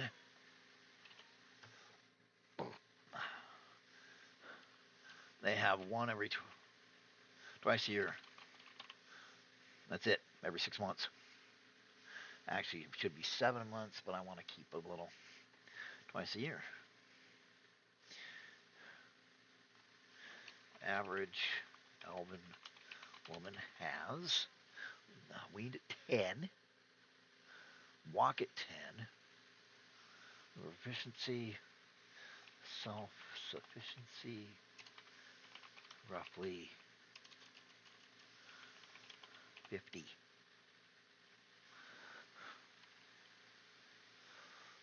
Means they can dress themselves, cook for themselves, know to get out of the rain. 50. So that's 50 years raising that fucking kid. So your average elven woman has probably 4 children in a, over a lifetime. Okay, this changes a huge amount of data when it comes to the elves. She'll have 4 children over the course of her life. 200-year investment. See, she'll be, if she starts having them at 150, and she has 4 of them, and she spreads them out, uh, she'll hit middle age. Uh, if she doesn't back to back them, as a human would call it, I mean, sure, you'll end up with the human woman who had, 100 children, but she's a damn legend. And she probably blew her body out. Remember, elves are more delicate than humans. So, 4 children over a lifetime. This changes their demographics massively. Okay, when a war happens and an elf is killed, we'll say an elven soldier, we'll say he's 125 years old. That's that's age of majority. 125. 125-year-old's killed. It'll take 125 years to replace him. Human kingdoms rise and fall in that time. So suddenly, elves being very standoffish and being way far away from everybody else, it makes a hell of a lot of sense. They are going to develop standoff stuff. Walls, bows, distance magic, pits, up in the trees at first, because look at the amount of resources that would have been poured in by the community for a 125-year-old soldier that just took an orcish slingstone to the face, and now he's dead. This is going to change the way they think.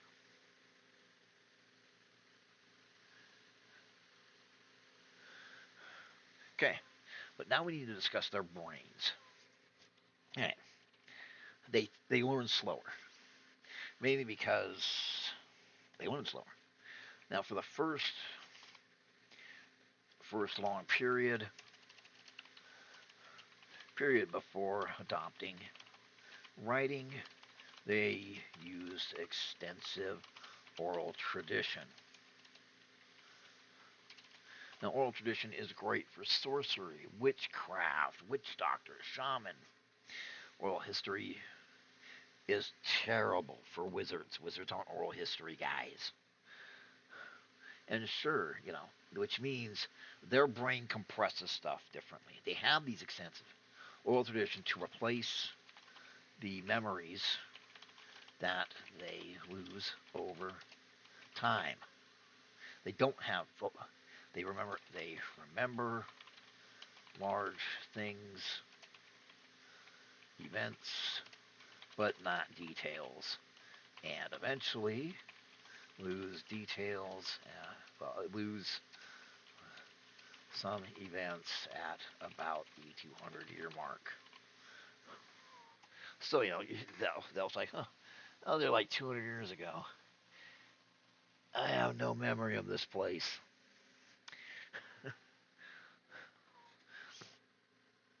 So that means they adopted writing, and of course they are very, very verbose. You see this is these are normal elves, but they're different than everybody else's elves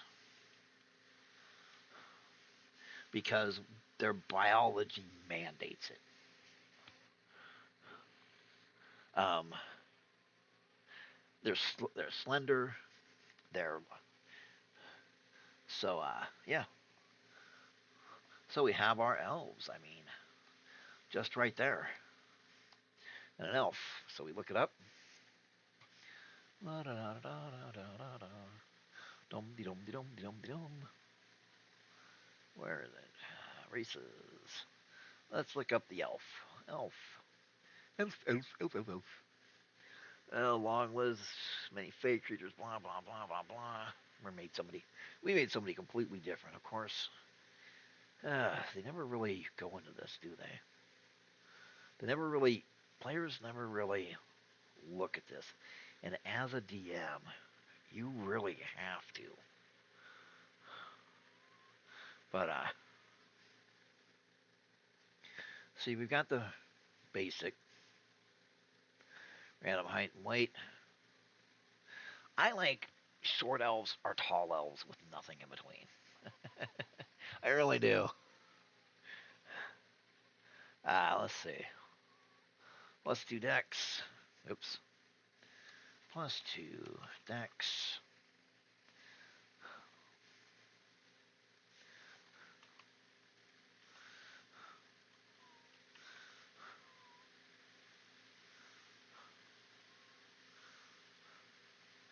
Yeah.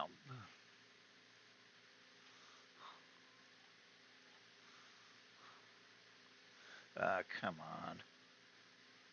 I hate it when crap gets linked in. Anyway.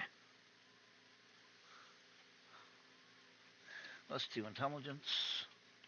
Yeah, they're not stupid. And -2 constitution. Okay. So yeah, you end up with a race that, they're slender. Actually, no, they don't even have to be slender. I like the idea of the short elves and the tall elves, nothing in between. We'll want to make them exotic when we get to it. The fun thing to do is you make the short elves are very earthy and outgoing, enjoying spending time with the lesser lived races. Tall elves are aloof and distant, preferring to keep to themselves. Now, right there, you've got elven problems. So, why don't we take a break? And when we come back, I want to do a little bit on gnomes and halflings, and then we'll wrap up for the night. All right, so let's take a break. Say 10, 15 minutes, and everybody can run back.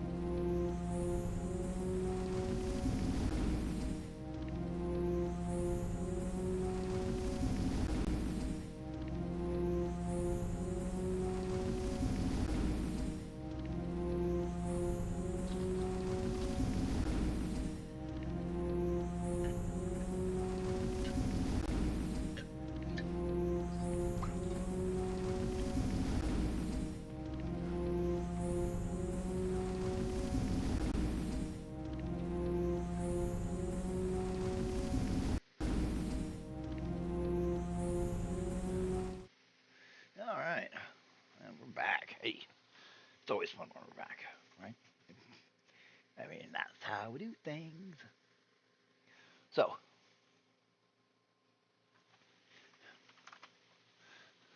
we were going to go move on to gnomes and halflings. Alright, everybody wants their gnomes and halflings to be different. But they go, oh, gear mixes. Now, I have to admit, WoW did it right. I mean, you say what you want, but the WoW gnomes were fun, they were entertaining, and they had an effect upon the world. Frankly, they're on the edge of dragging Azeroth kicking and screaming into the industrial age. But, except for nobody takes them seriously, and their inventions explode. But anyway, they're more worried about the scientific method. Anyway, so I didn't want to do that. I didn't want to. So I'm gonna sit here and think about it for a minute or two, and you know what? I think I got it. All right, sing out the gnomes, right? So let's get the gnomes. Save changes. Ding, ding. I know. We haven't gotten to the. You haven't gotten to the progenitor races. With the exception of the elves, they don't fucking matter. Dragons are in the DMG, kobolds are in the DMG, cyclops and giants. They're all not the DMG. Sorry, the monster manual. They're all in there. We don't know too much about the progenitor except they never got out of the Stone Age. Maybe some bronze before the humans showed up and pushed their shit in.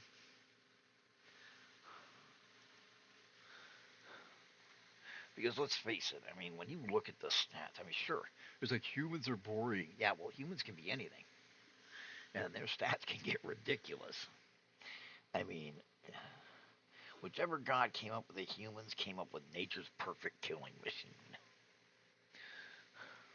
So what if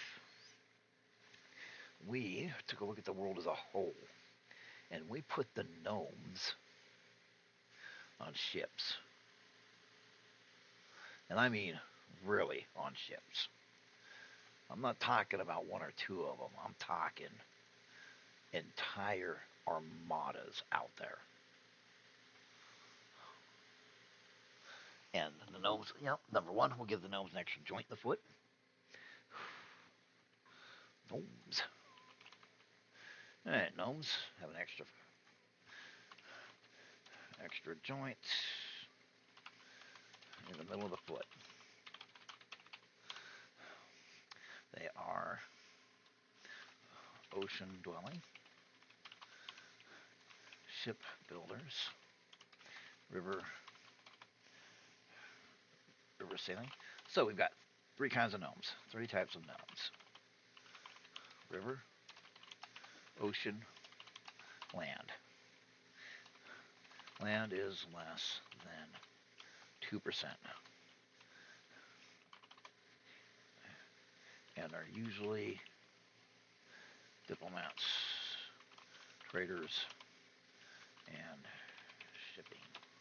Ocean, warships, and shipping. River, shipping. Gnomes own the waterways. Alright, so we'll take a quick look at gnomes.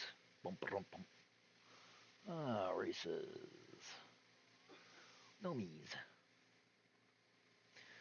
Alright, let's see. Blah, blah, blah, blah, blah. Male height, 3 feet. Plus 2 by 4 inches. So, 3'2". They're not that, we'll change the magic to get that. Because, we're going to give them once a day they can do a regular light spell. We'll get rid of speak with animals. But make it so that their gnomish magic is actually for sailing. Dancing lights is useful. Ghost sound, we'll get rid of that and add flare. Prestidigitation, probably get rid of that and add a light. Speak with animals. Yeah, water animals. I mean,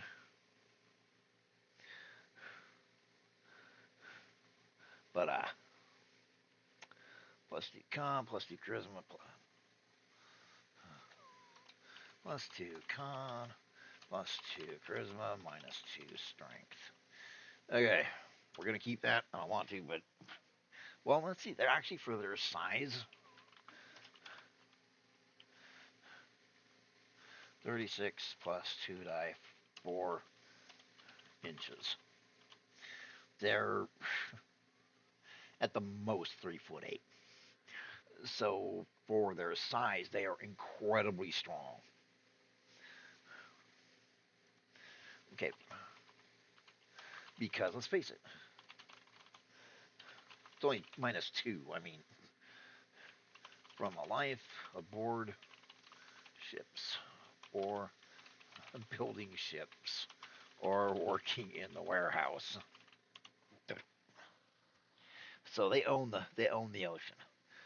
We need to find out how long they live. That'll help. Okay. God, I hate this. Anyway, let's see here.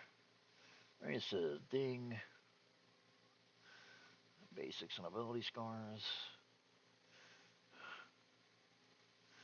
Recreation.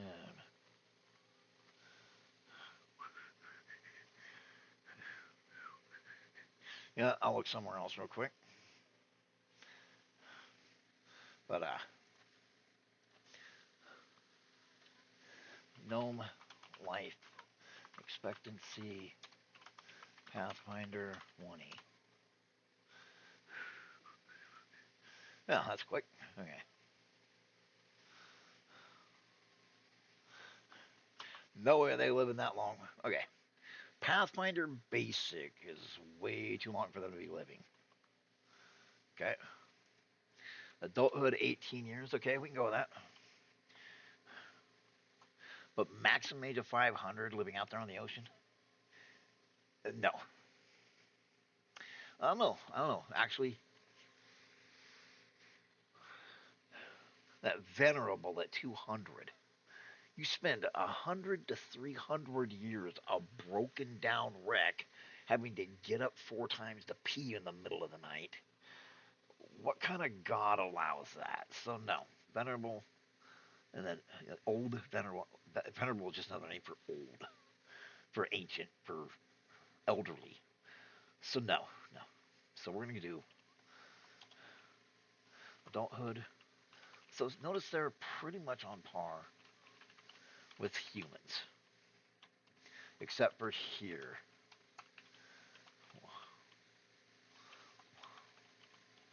Let's see, then they go old at 150. These venerable 200. They're elderly. Well, let's see. Max age 350 to 400. No, not even. Nope. No, we don't care about that.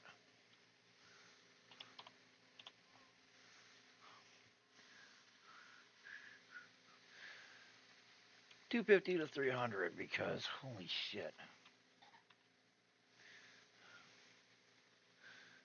Actually, this needs smoothing. Again, just throwing out numbers doesn't fucking work. All right, so their max age is 300. So that's 3 times. So, all right. Smaller creatures gestate faster. Less time to build. But this is a magic world. So let's go with gestation 6 months. No, 7 months. It's not that much, but it is. Gestation, wean. Let's go. They're usually weaned at about 4. Scoot. 6 months. No, 12 months. They're a little slower than humans. Crawl. 16 months. Walk. 2. Oh, toddle. Toddle. 18 months. Walk. Proficiently. 24 months. Let's see. So, yeah. Walk proficiently at 24 months. Age of Reason, 20.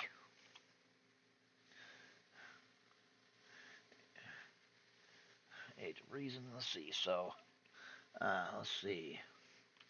Puberty, pubescent, 30.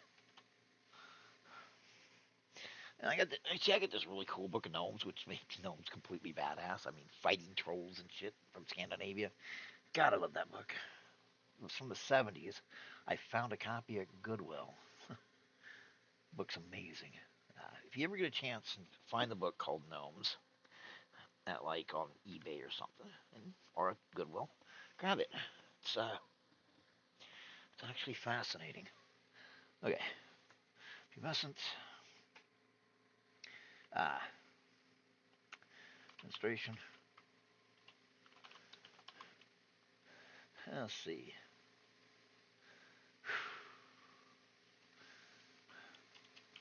28 to 35.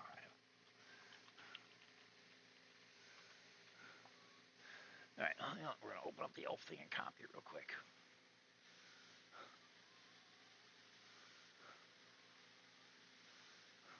Well, I'll leave it over here and copy it. Okay. Menstruation. Let's see, sexual maturity.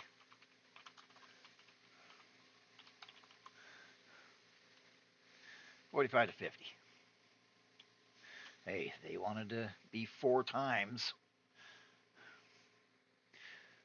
Well, 3 times, so hey, there you go.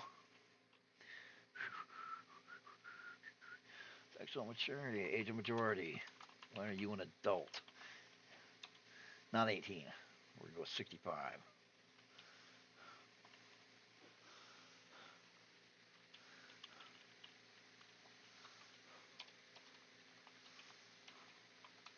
Young adults. We're going to 75.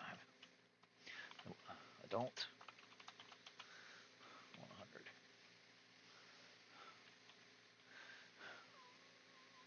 Middle age. 200. Old age.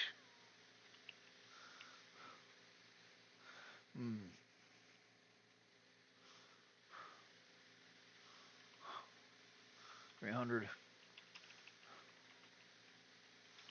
There it is. There it is.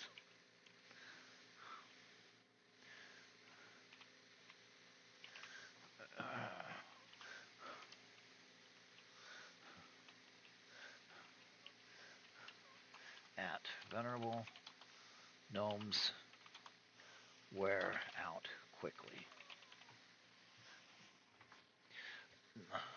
A life of hard work really does a young when you're old. Okay. So they're not as slow as owls, but they're up there. But they're a magical race. But they're also seagoing. Why are they seagoing? Let's see. Ooh.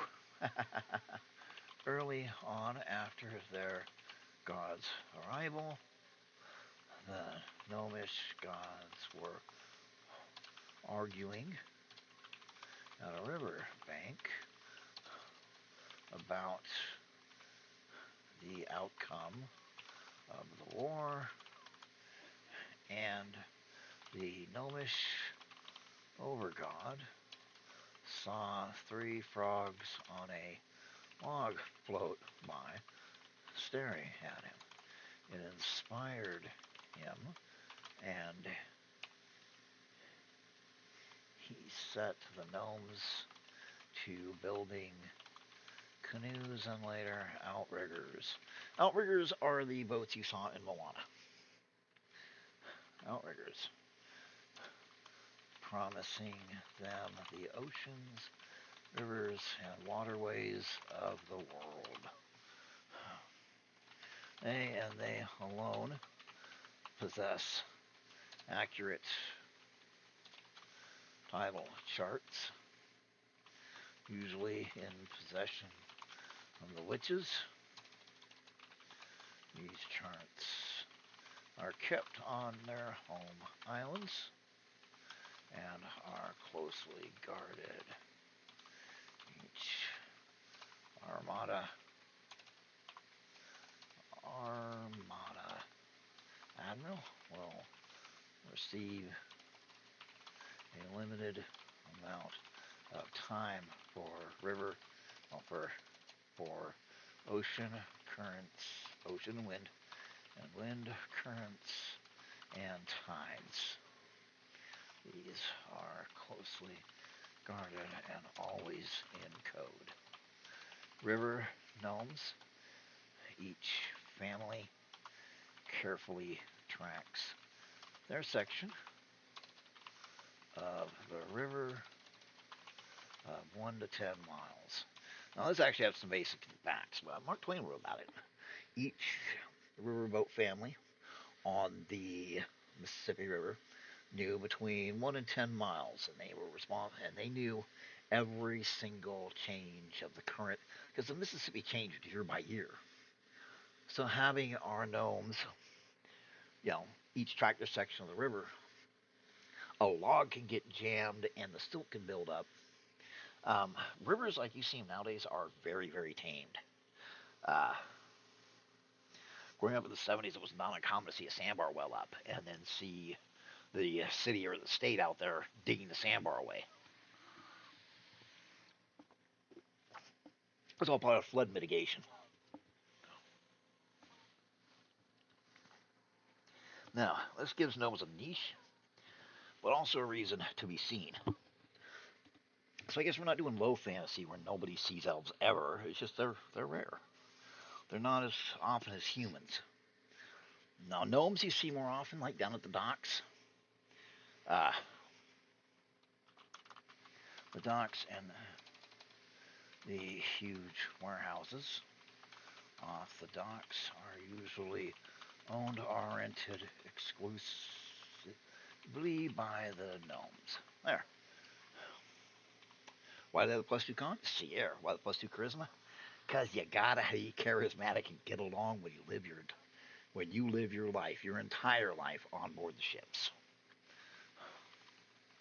A gnome is born, lives, and dies in his armada. There. And now we have gnomes. Ta-da. I mean, they're the same. We'll change a little bit of stuff later, but I mean, all their magic based on ships. Probably they're witches and druids. Well, we might as well just write it down. I mean, probably nothing. We're designing this. Sea witches and ocean druids are extremely valued and venerated.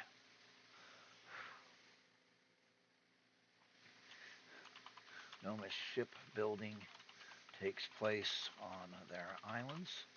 Each island is owned by a family slash cartel, where the non-sailing are, and some of the crafters. Gnomes deal in shipping raw material like wool and grain and cattle. Gnomes also have the largest warship flotilla on Ferrum. You don't fuck with them, or they will roll up with cannons. And out. Halflings. Halflings are a weird one. Outside of Shires, okay, I was always able to tell who read Lord of the Rings and The Hobbit and who didn't. Because the ones that didn't know what the hell to do with the halflings. Or my halflings will be different. Okay, how are they gonna be different? I don't know. So we want ours to be a little different. But we don't want to be cannibal halflings living in the wastes like Dark Sun, um, hunted for sport halflings of Ravenloft. We don't want any of that. We want happy halflings. So, okay, what if we have shires and caravans? Not little caravans. We're talking caravans by the hundreds of wagons. Now remember, this is not Earth. This is not Europe. This is not Asia. This is not Africa. This is not North or South America. What if the halflings have wagons? If they are born like the gnomes, but they are born, and die on the road. So two different Shire halflings for all of your hobbit needs, and Balin. That sounds like a good one. Uh, how halflings on the road. Out on the stuff. All right. Well, let's see how long they live. Well, oi, Grok, how long to? Oi, Grok, how? Please list the Pathfinder 20 halfling life categories and years. I might clean this up. I plan on streaming next on Tuesday. Uh, Tuesdays, I probably will do it late at night. Notice we're not really getting into map stuff and not really getting stuff you watch. I'm fine with you just listening. As a matter of fact, while you're doing dishes, if it helps, hey, that's great.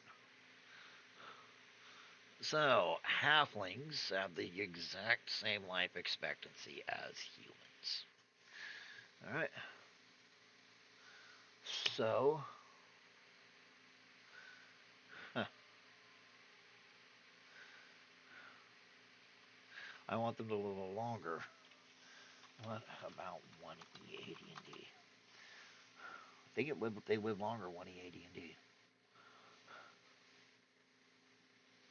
Now, Monday, I'll probably clean this up a little bit. We'll go over it. Feel free to search it out on Roll20. I'm also going to eventually figure out how to put it up on World Anvil so that you can come and look at it on World Anvil and see what it looks like when I'm done cleaning it up. But we're doing the live brainstorming. So, yeah. Aha! AD&D 1E halflings live twice as long as humans. There we go. So, because of Bilbo. uh,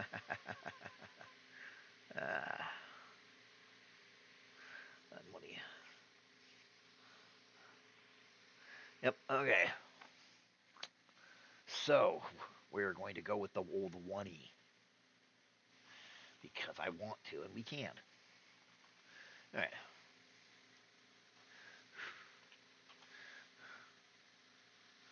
Okay, here. Now, when I'm picturing wagons, I'm picturing something a little different. Okay. Now, what if these caravans are designed to be on the road forever? Uh, they're designed to keep going. So, you have caravans that never stop. Well, they stop, but then they pick back up after each village. But they're literally dozens or hundreds of carts long and wagons long. What if they have like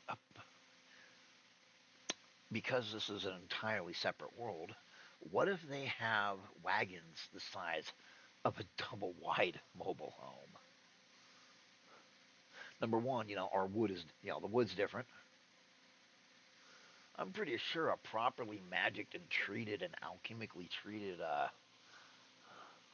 redwood would have the tensile strength to make it for for the wagon. I imagine, AI will tell us all how it can't work, but okay. So, gestation. Oops, wow, apples. Gestation. Bring me here. No, wait. Yeah, because they come out big.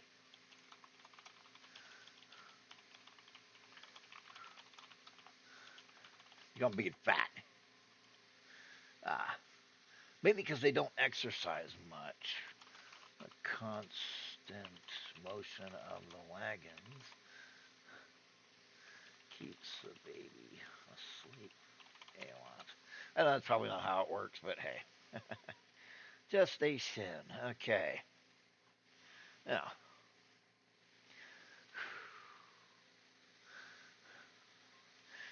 she starts showing out about 4 months and is very pregnant by 12 months, often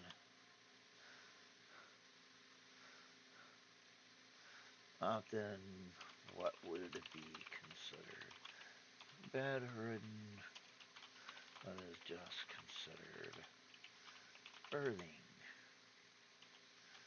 time. See, they'd have different culture too than us. Okay, weaned at, well, we're going to say that halflings have a thing for running too, so here's where we're going to do a little bit different. They usually get weaned at about 12 months. They they scoot at 5 months. They crawl at 9 months. Run, walk, 12 months. And they race around. Self-sufficiency, though, 5. About same as humans. Age of reason, 10. Okay. Halfling children run up and down the caravan all day, doing small chores and being rowdy. Most sleep wherever they get tired. They just climb into the wagon and go to sleep. Children are raised communally. There we go. Let's see. Pubescence. Here's where they slow down. About 18. See, once again, we're ignoring the numbers. I just want to see them for bases. Essence 18. 18 to 22. Menstrual cycle starts at about 18 to 25.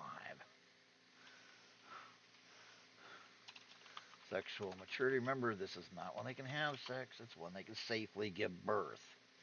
At about 35 to 40. Age of majority, 50. 50. Every caravan consortium considers 50 the age of majority.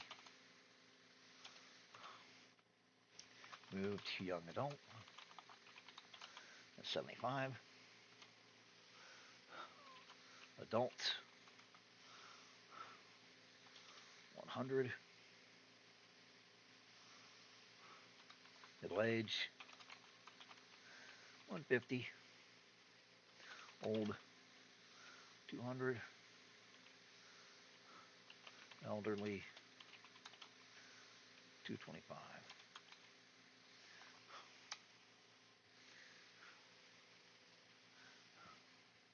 All right.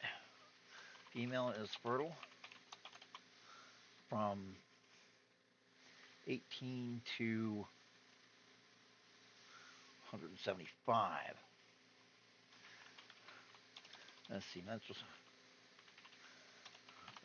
cycle, monthly. Average Elven woman has, I don't know, Elven woman. Average halfling has 12 children over lifetime.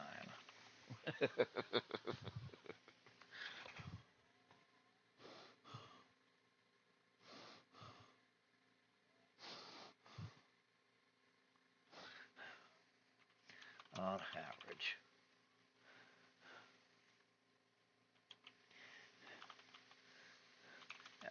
Lineage is tracked eternally unless magic or crafting fire is involved. Okay. Ah, live in caravans that have trailers, that have wagons the size of double wide mobile homes and semi trailers. Trailers pulled by beasts of burden created by the gods and then bred for strength, endurance, food efficiency.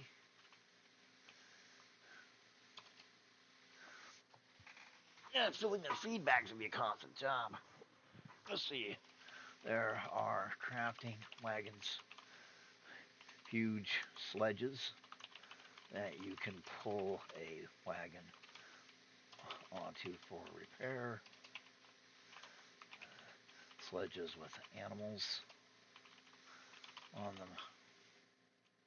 There. Halflings own the roads. They are the bulk traders of large goods. Let's see. When a war breaks out, some consortiums avoid all parties and the entire region. Some take sides. Some sell to both. Some sell while avoiding contest the region. Still others sell to everyone. There.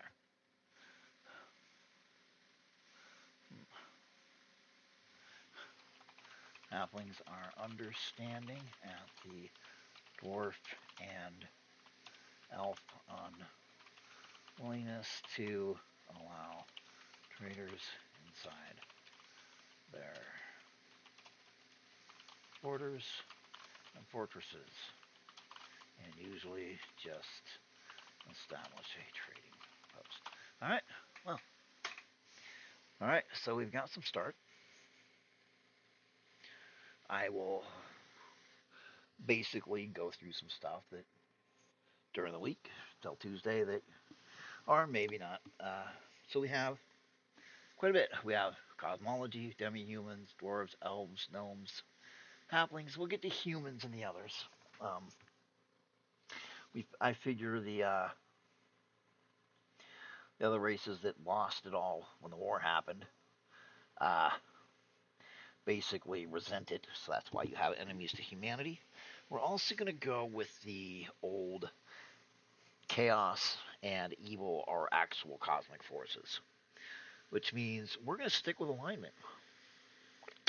I know alignment's unpopular because people like to say that alignment's too simplistic. We have shades of gray, blah blah blah. Yeah, well, I don't care.